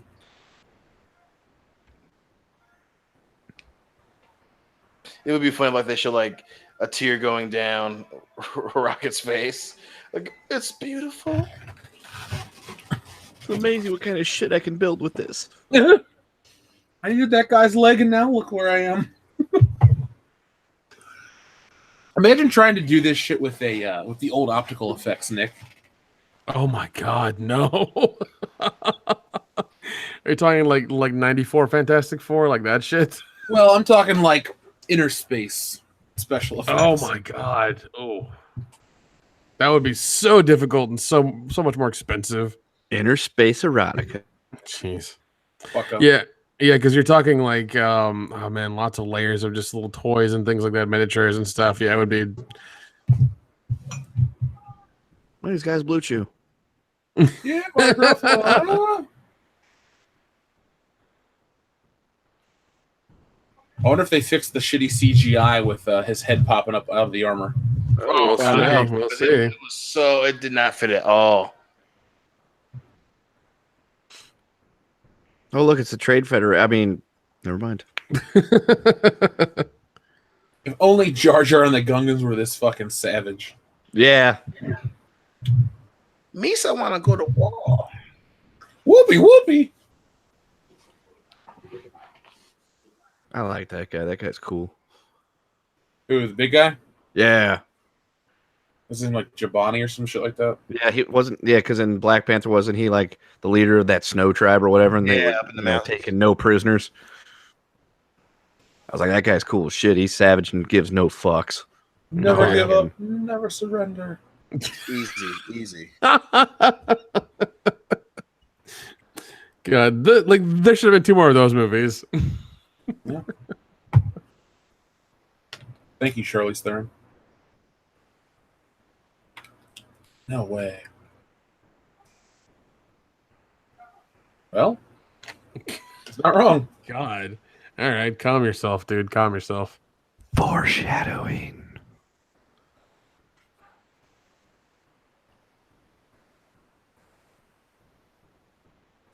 Yo, one of y'all want to call one of the neighboring countries that we know? There's gonna be a lot of these motherfuckers running at us. You know, we might need some. Wouldn't the fucking the government send in soldiers?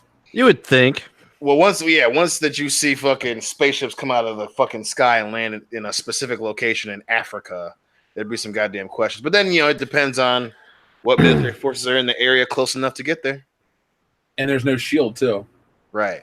So, unless there happens to be a fucking nearby, Just call up America and say that these bad guys are going to head over there and they'll nuke it real quick. It's fine. Now, I won't say that this battle's underwhelming, but I mean, for a final battle where they fight a bunch of nameless characters, I wouldn't put this at the top of the list. What do you guys think? I didn't think it was underwhelming. I did like seeing, the mindless army. Them being crazy monsters. I was kind of hoping for you got the monsters that are the pawns, and you got the actual soldiers. That would have been cool, But no, I wouldn't say underwhelming. It's definitely a little bit kind of a cop out, a little bit of a cop out. But Well, I mean, if you look at the spectacle of the final battle from number 1, I mean, that is still, in my opinion, hasn't been topped. And then you have the Ultron fight, and then it could be one of the things that we're expecting and we're used to it now as well. That could be it too. yeah, Well, I just hope Part 4 doesn't have them versus another fucking army. We'll see. We'll see. Well, as long as you got Don Cheadle riding around naping the tree line, you'll be okay. I feel like that's a good outlook to have in life in general. Like, if you got Don Cheadle, napalm, and shit, you're gonna be okay. We're gonna be good. It's gonna be a good day.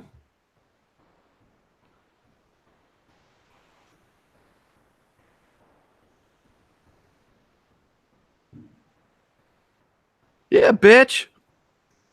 Did you hear me? I didn't God damn start. it. Nope, he got his shield. Now, it would have been cool if he'd have used some of the dudes he locked up in Black Panther for this final fight. That would have added a little bit of dimension, like to just how desperate the situation was. Yeah, exactly. Like get Homeboy out of jail. It'd been like, especially if they would have kept Killmonger alive. Yeah, he would have been able to beat everybody all by himself. No, I'm see, glad no, he's- that would have been some shit. Then if they kept him in like a little suspended animation thing or whatever, and it's just like, oh, we need this guy. Like that would have been some shit. He is I the would love that, Killmonger. man. Yeah. Oh man, that'd been awesome. Plus, it's Michael B. Jordan, and he's fantastic as an actor. I do like him. He does have his moments. I'm just trying to bait Jeff.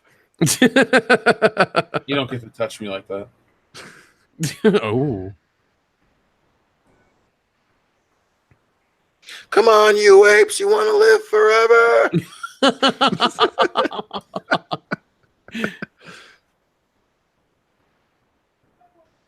I do enjoy that these Marvel movies aren't afraid to show violence.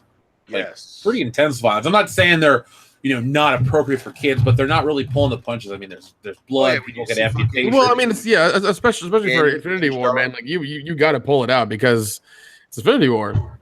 No, but they've always had it. Look at the first Avengers when Coulson got speared through the chest. Oh shit! Yeah. People got fucked up when what's his name got his arm cut off. Andy Serkis's character, Yeah. Claw. Like, they're Oh, not Caesar? afraid to do that. Yeah. Caesar. Dion, that's how we act. We see ourselves at the gym in reality. I was about to say, I was like, that's our fucking Mr. Olympia pose right there. Ah! I don't know what he's worried about. He's a spot. He can do this stuff. He can't die from some beam. Yeah, just a little beam from a fucking active star. These things happen, man. These things happen. Dude, he's the What do you god of think, he's thunder. Rey from Star Wars? No, Ray from Star Wars would have showed up in the first scene, beat Thanos up, and killed him, and been like, "I'm done." After closing her eyes in the snow. Yeah, like she would have been the Hulk part. Loki'd be like, "We have a Ray," and she would have came running out, and she would have closed her eyes and then just pummeled Thanos, took the gauntlet off of him, and broke it, and da-dun, da-dun, da-dun. 5-minute movie. Come on, get it, Rocket Trash Panda. Where the fuck were you? You missed him, Rabbit. Seriously, you just let him get his fucking head caved in, Rocket? Fuck. What the fuck, dude? What the fuck? Personally, I blame Groot. Yeah, he's done fuck all. He could have shot his arm up and caught him. He does redeem himself right here, though. You think? He just got a fucking burn from a star. Rocket. You fucking think he's dying? His name's Rabbit.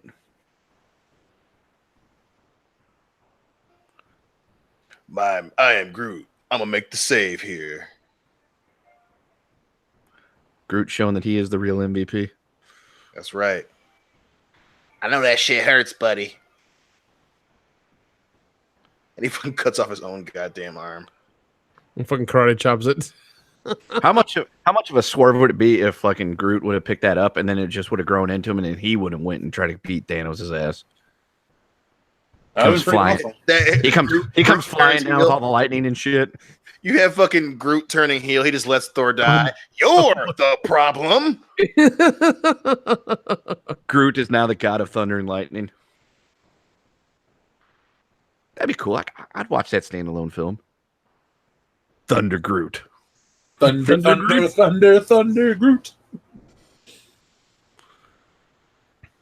That'd be fucking terrifying. A fucking monster with its skin peeled off, just ragdolling you. Yeah, just inches from your face.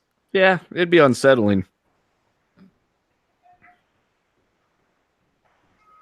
Fucking People Bruce Banner cheered. is screaming, ah! Like, calm down, dude. It's Bifrost time.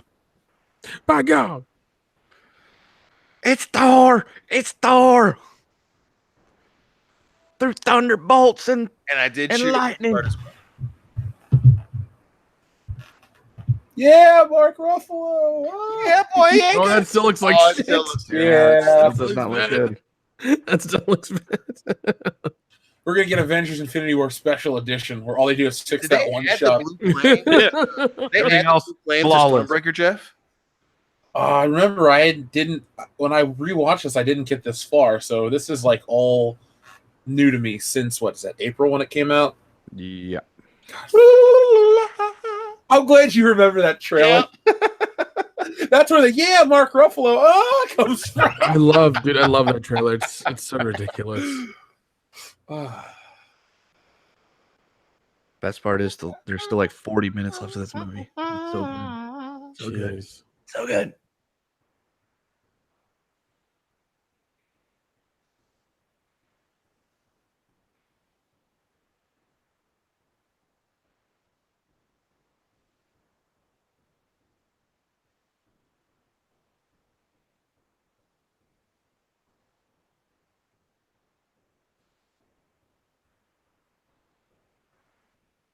I do love the line in this where they say you're one sandwich away from being fat.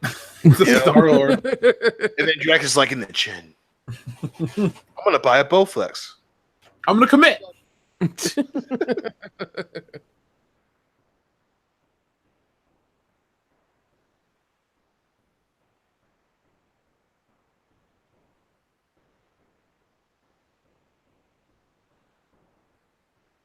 Damn, poor Titan.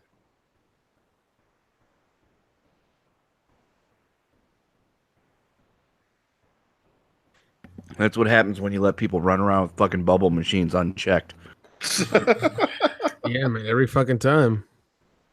One slip, then the next, and then just a giant domino effect.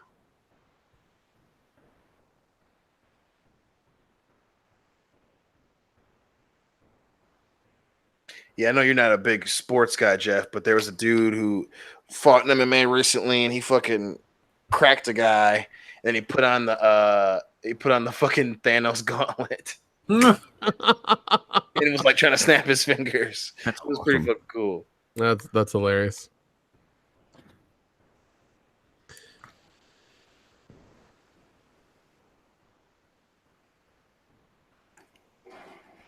Bug out. He dropped a building on him. That man had a family. It killed him. It killed him. As God is my witness, Thanos is broken in half. This would be a bitch and a half to draw. Imagine trying to do it CG. Well, remember, you're gonna render it, and you can change the angle. Sure. Render the thing in a 3D space.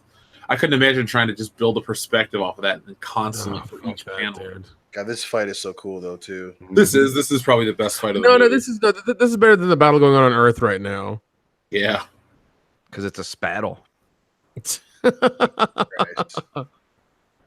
I love that part. Somebody made a point in the chat earlier. Why don't they use a portal to just cut Thanos' arm off? That's a really good point.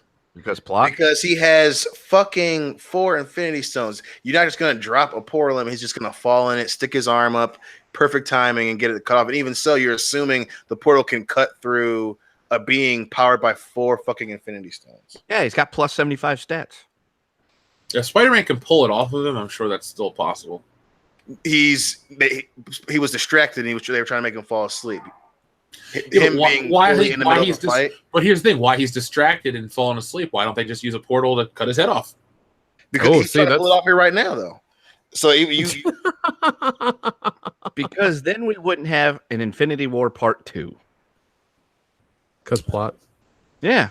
I'm waiting for Dion to say that.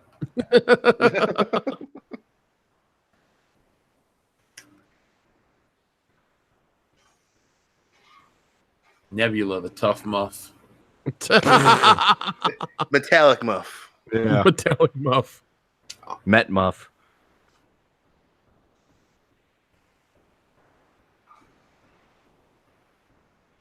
Toe hold.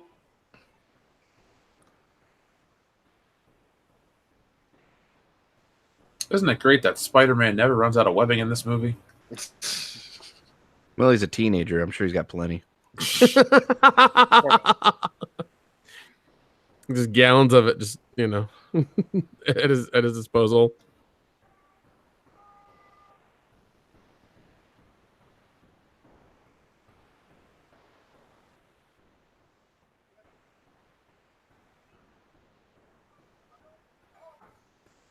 She was just Kurt Russell's assistant, right? In the second Guardians. Yeah. Yeah.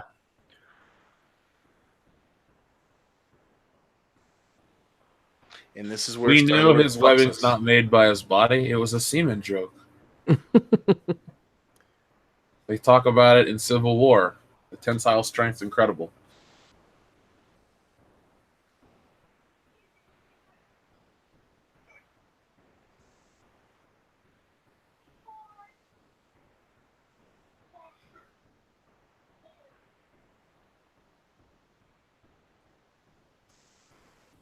See, also, fucking Nebula just kept her goddamn mouth shut.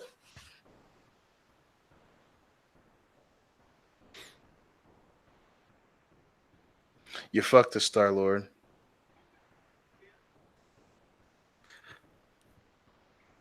Don't do it.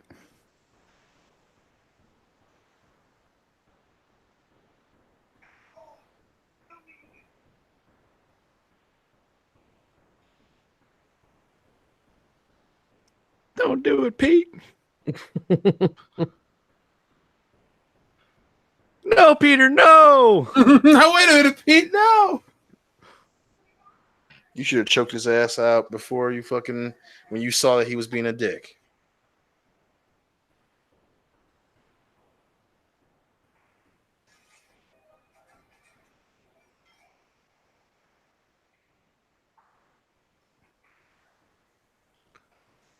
This is when it gets real. No. I mean, if you listen to this commentary back later, people are like, man, they were laughing and having a great time. And then as the movie gets going, it just gets quieter and quieter. That's not good. No one makes me bleed my own blood. They didn't even need an X-wing to do that.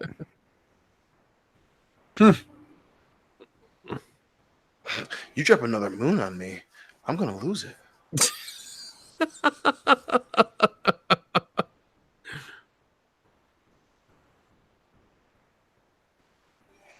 Yeah, Barbaro makes a good point. This film reminds you of when movies were fun, despite the ending punch in the throat. Yep. I love the ending. Yeah, I do too. Right. The Avengers fuck straight up lose. Yeah, sometimes the bad guys need to win. I'm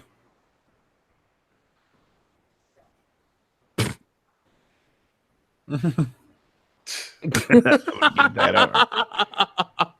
get that arm.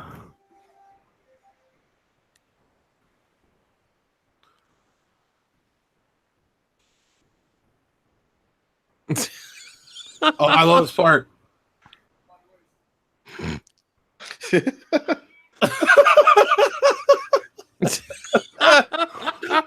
Jesus. I think they got the biggest laugh in my It's like that whole like, you know, you're meeting an alien for the first time and they tell you their name. It's like that all over again. Not only that, but Captain America is just so Genuine cool in his response. Yeah, he's just like, someone introduced themselves to me. I have manners. I'm Steve Rogers. Yeah, exactly. 100%. Well, because at the end of the day, you know, Captain America is a polite motherfucker.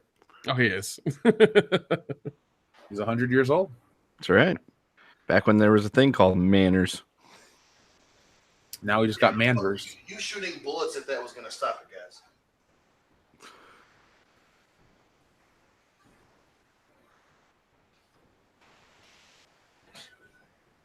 Witchy woman. Yeah, that wipes out most of their fucking forces. Yeah. That's why I love this. Why wasn't she here the whole time? Because her boyfriend wasn't feeling good. That guy's just like, ah! Oh, fuck. Yeah. Your goddamn guard, you have one job. One job. Well, he was looking the other direction. Well, you know, he's not a very good guard then. No, I'm not defending his guard ability. Dion, 2 questions. First off, what are you drinking, man? Just going with some standard high life right now, buddy. Now, here's a good question. Would Empire Strikes Back be classed as a draw at the end? That's from one of the listeners in the chat. Would it be put as a draw? Yeah. No, the rebellion straight up loses. Yep. They lose their base. They lose a huge amount of their forces. Han Solo gets captured. Luke gets I don't think they lose as much of their force as we think they lose. They have an entire battalion on the ground. Yeah, but then a lot of them go off to fly away. They do, but remember they're running from 3 fucking AT-AT walkers.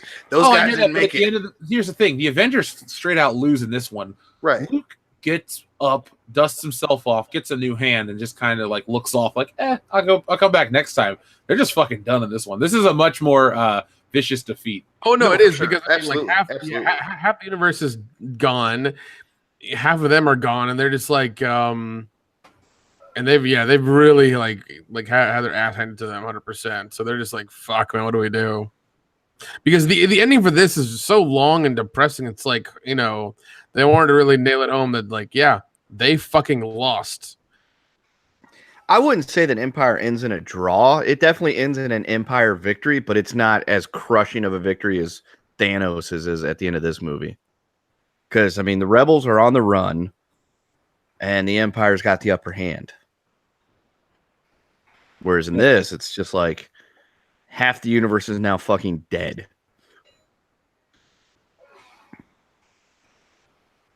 I love this right here. This is probably the gnarliest death in the movie. Yeah. Ugh! Woo! You know he did. Poke. Dude, fucking just gets burnt up.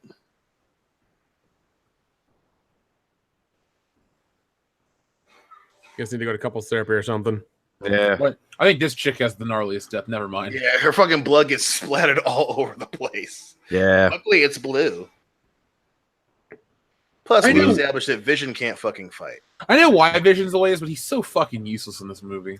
Yeah, Pretty because like much. in the previous movies, he actually had, you know, he was actually useful. But for some reason in this one, he just doesn't care anymore or something. In Civil War, he doesn't go all out on Scarlet Witch because he's in love with her. You know, he's fighting a bunch of drones in Age of Ultron.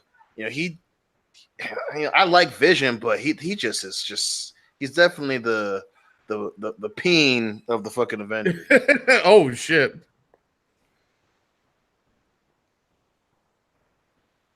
See, this is why you don't need an all-females Avengers flick, because there are plenty of women on the team. Yeah. Holy shit, you're right. There's 3 of them. It's fucking crazy, and they're really good. Man, not once do you go, oh man, these characters suck. Well, the thing that pissed me off is the chick from Wakanda is technically not a fucking Avenger. Like, Oh, I know. Like, no. I'm not saying I know you know, but it's just like, okay, well, now we're just gonna make her an Avenger because we want to have an all-female. That'll never happen. Even all the Avengers aren't all men, so it's like, what are you fighting right now? I mean, is Vision technically a man? No, he's like a robot. Yeah, exactly. But they'll say he's a man because it's a male actor. That's what they'll say. Nah, It he's doesn't more matter. machine than man And it's now. gonna be we need all Black Avengers, and we need all Latin Avengers. Like, come on, like The Latin Avengers? yeah, like Oh, when- We need to get They had that. It's called Lucha Underground. we need to get this wall down. That's what it'll be.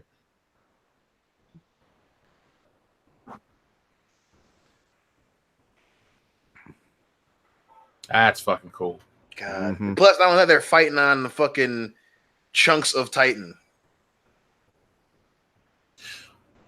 I'd love to see the concept art for this, like the stuff that never got released. I can't Oh, wait yeah. for a major release. I'm hoping they do the same thing they did with Avengers. Maybe even if it's just All right. Best Buy. You Thanos. have that- This that is just awesome- like in Zelda when you deal with the pose. The one that spins is the real one. I love Zelda so much. Such a great franchise.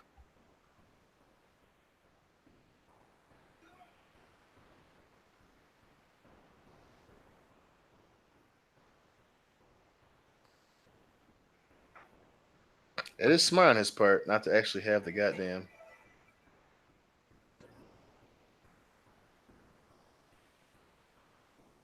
That's such a cool fucking part. Tony Stank. Come on.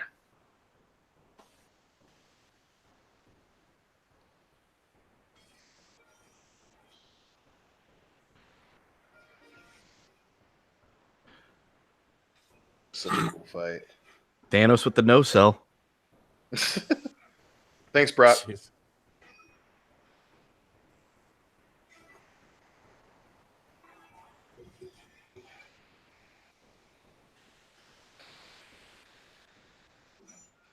It is going to be super cool to see like the Oh, shit. original, the OG Avengers fucking fighting Thanos.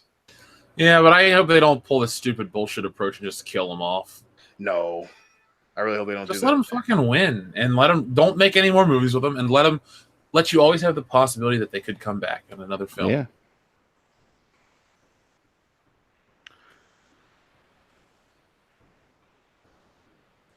Dude, this part right here in the theater, I was like, ah!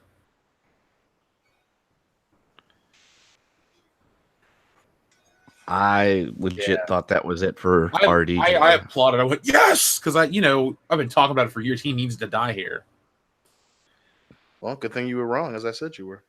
I was pretty sure this was it. I'm like, well, that's it for Iron Man. He's done. I said it when we talked about it. I said the only person that's going to die is fucking Vision. Well, technically not only, but Well, you were wrong there, because half of the entire fucking universe that they created fucking went up, belly up, face down, ass up, and ass. Yeah, I mean, if this would have been the way it got out, I would have been mad because he had a good run, honestly.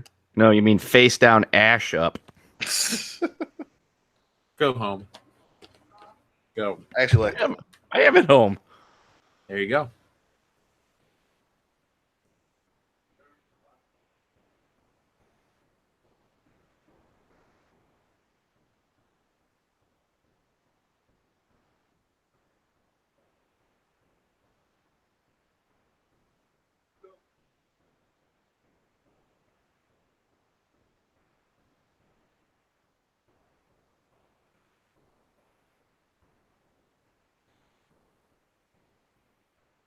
God, my girlfriend's gonna be so pissed when I tell her I lost the stone. Yeah, Damn Rachel it, not McAdams, again. You don't want to piss her off. She's got a tall personality, Dion. And it is so cool that they actually left the scars from his hand surgery on. Oh yeah, I see that. Damn. Continuity, fucking Lucasfilm. You mean they didn't switch hands where he put the fucking scars? God damn. It's still amazing that some people fucking did that. Like he's Plus 80 all stats.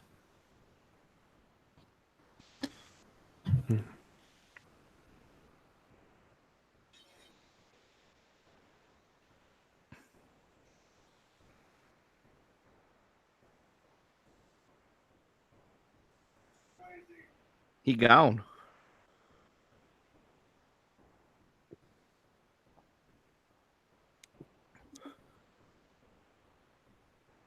Yeah, because of you, asshole. Yeah, buddy. You done fucked up, Star-Lord.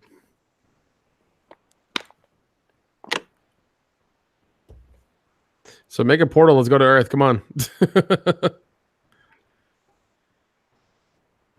You know what? I'm going to Dragon Con. I wonder how many Wakanda costumes I'm going to fucking see there.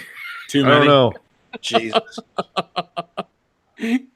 It's like Harley Quinn circa 2016. Oh Oh, shit! don't remind me of that shit. Jeez. Oh shit! I want It to was be in an abusive relationship. yeah. It was Harley Quinn and fucking Jared Leto Joker. Nothing on top of the Michigan State Halloween 2008 Joker influx. Oh my god, that's What? nuts. Oh, yeah, because Dark Knight had just come out. Shit, man. Rhaegar Targaryen sent it a super chat. Did you see that look of fear at Peter Quill? Yeah. Yeah. Things are not going their way.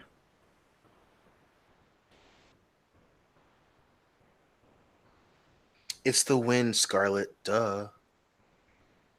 The plants are going to kill you, like in The Happening. And that's where the glass break sound makes. So right now, I got to think that she is probably on top of the list of the power rankings of the Olsen family. No, the other ones are worth billions of dollars. Like, I think they're both billionaires. Holy Yeah, shit! I don't think they're billionaires. They could be though. They're fucking clothing empires like the real deal. Nope.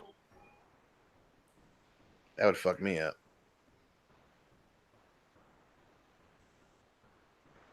Yeah, it is. The Olsen Twins Empire is worth $1 billion. Ooh. Told you. Man, even being Scarlet I Witch, love reading this small thing. The Olsen Twins Empire is worth $1 billion, but they don't pay their interns. Now their interns are suing Mary Kate and Ashley Olsen's fashion empire. I'm sure one of them will ask for immunity. Just like she did when they questioned her about Heath Ledger's death. Yeah, probably, but yeah, still $1 billion between them. Jesus, that's a lot of money. Yeah, they're gonna lose that fight.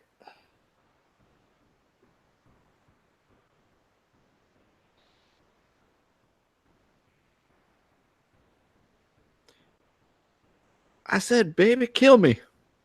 That's rough, man. One life for every other life in the universe. I mean, it's like when you want to, blow up C-3PO. The Vision's still a robot. I'd be like, sorry, Vision. We had some good times, and you picked up my hammer and shit. I'm speaking as Thor, but you gotta go, dude. Yeah, the needs of the many outweigh the needs of the few. Thank you, Mr. Spock. Vision is no longer going to live long and prosper. We don't trade lives. I did love that line in Age of Ultron where he's like, I was born yesterday. That was one of the best lines of that whole fucking movie.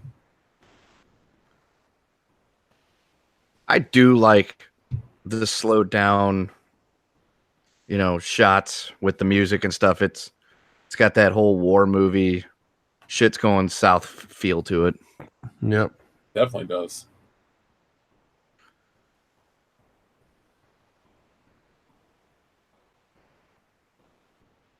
Fucking Cap takes a fucking mean right hook here. Jesus Christ. Remember all those stupid speculations from this channel? This is where Captain America dies, right here. Or where he like snaps like his hand or whatever, some shit like that. It's like, who's stronger? It's like, all right, really? World star. Bam!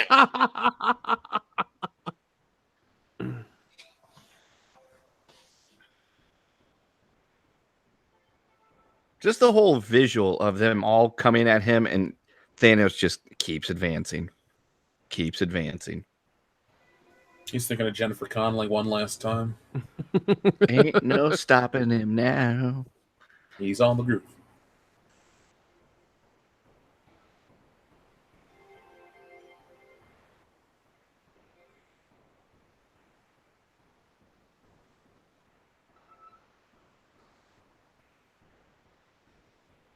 Everyone's like, "Oh man, they stopped him." Yeah, wait, Gotcha, nope. bitch. Oh, I remember. I looked at Hillary. I was like, the time stone.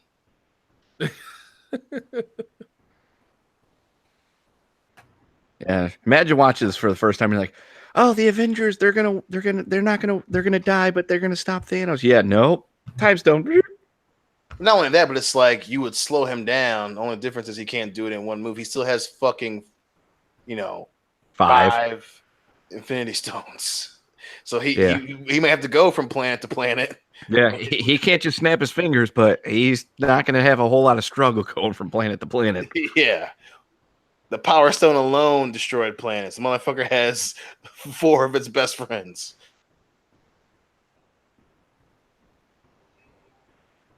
Imagine if you're Vision, you're like, you just got killed, and then like 5 seconds later, you're like, wait, I'm back. Oh fuck, I'm gonna get killed again. Yeah, and then you get the stone ripped out of your fucking head. Did he even know he died though? That is a cool fucking scene. Though. Vision comes back, he's like, "Oh fuck," and he just fucking grabs him by the throat. Give me this fucking stone, bitch.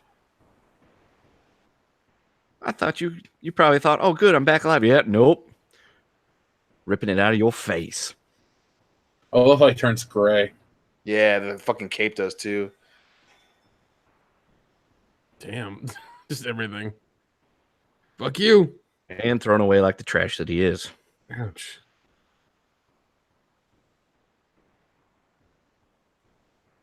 Plus 100 all stats.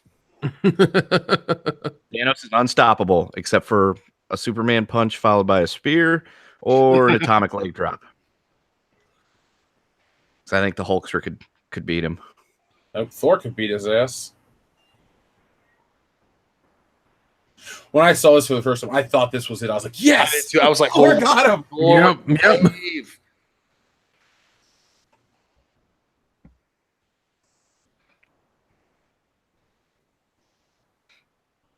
This is one of the coolest rebuttals ever in movies too. Just a simple snap of the fingers. No, you should have aimed for the head. Well, that too. Followed by the snap. Every time I actually get like kicked in the head by Hillary, I just go, you should have aimed for the head.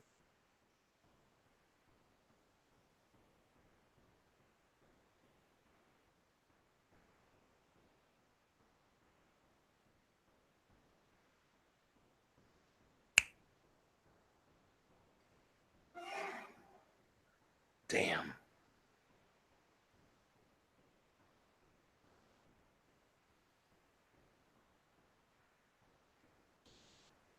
What did it cost you? Everything.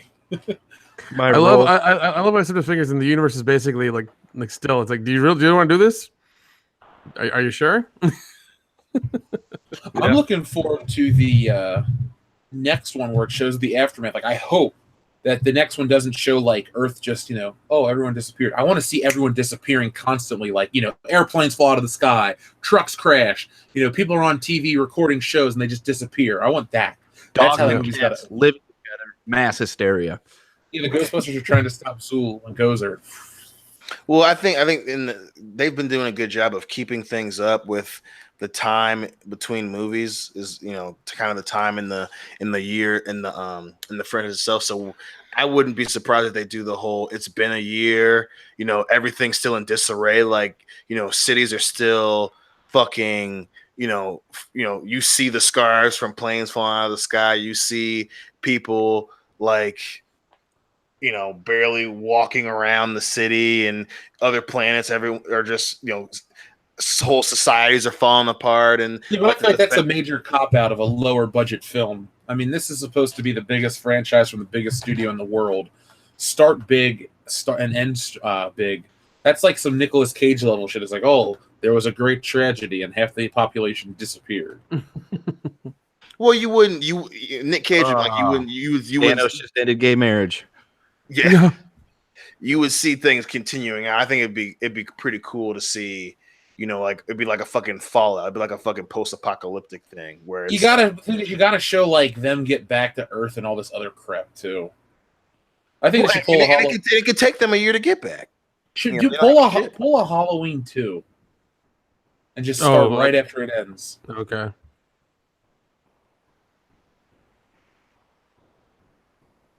I was happy he didn't disappear. And here comes the civil rights movement coming to an end.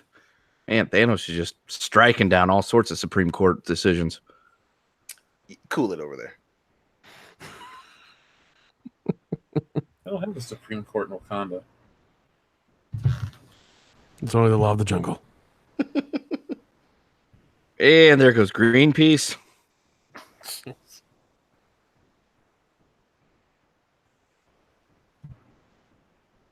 I did feel bad for Rabbit right there. I'm like, not her though. She had one of the cooler ones. She just kind of fades backwards, like, oh.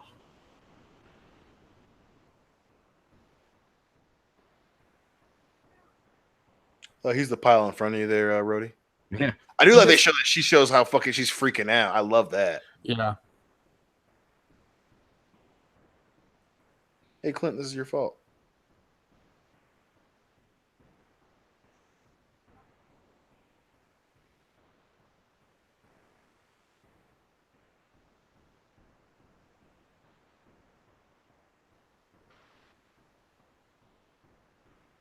We'll see. Now they don't have to bring Batista back. I was gonna be honest. I'm not gonna wait to watch the post-credit sequence on this one. No, I'm not either. Coming summer 2020, Guardian of the Galaxy. Sorry, Bradley Cooper. You know what they should do is they should have the that Kansas song "Dust in the Wind" and then splice together that scene from old school. Jeez. I'm sure one of our listeners can make that. This is the saddest one. I don't think it's sad at all. If it was Tobey Maguire, I'd care. I might not like Tom Holland, but that shit is sad as fuck. Yeah. Some fucking high school kid freaking out as he's fucking turning in the goddamn kitty litter. Yeah, going out Halo Reach style. Dying on a Titan. I like how his almost showed like a skeleton looking thing because everybody else just like his looked the gnarliest. Yeah. See, my thing is, how's he gonna get back? Like that's my Nebula. Yeah. Just ride her across the universe. Exactly. What if she says no? That's assault. I mean, Earth's in disarray, so it's gonna be really hard to get him, tried. Actually, the whole Earth's going to look to him for help. That's true. Oh my God, you're right. I mean, he can shoot somebody on live TV. We still need your help, Tony. Okay. Oh, God, you're right. Yeah, dude, the CGI of Mark Ruffalo in that suit looks awful. It fucking does. It's embarrassing, actually.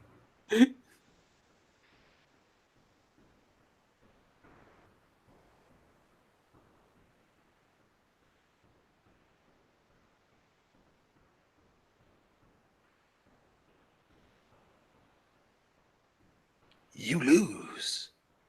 Good day, sir. This is cool looking. Eat shit, Skellig Michael from the fucking Last Jedi.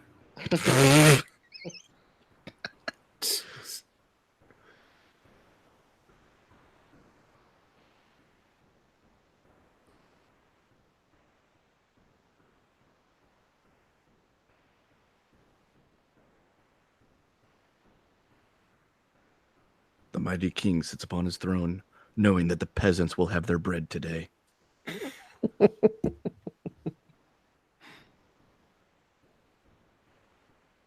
I do like that he is like 100% content in his decision. He's still like that's the fucking movie right there. Yeah, that's yeah.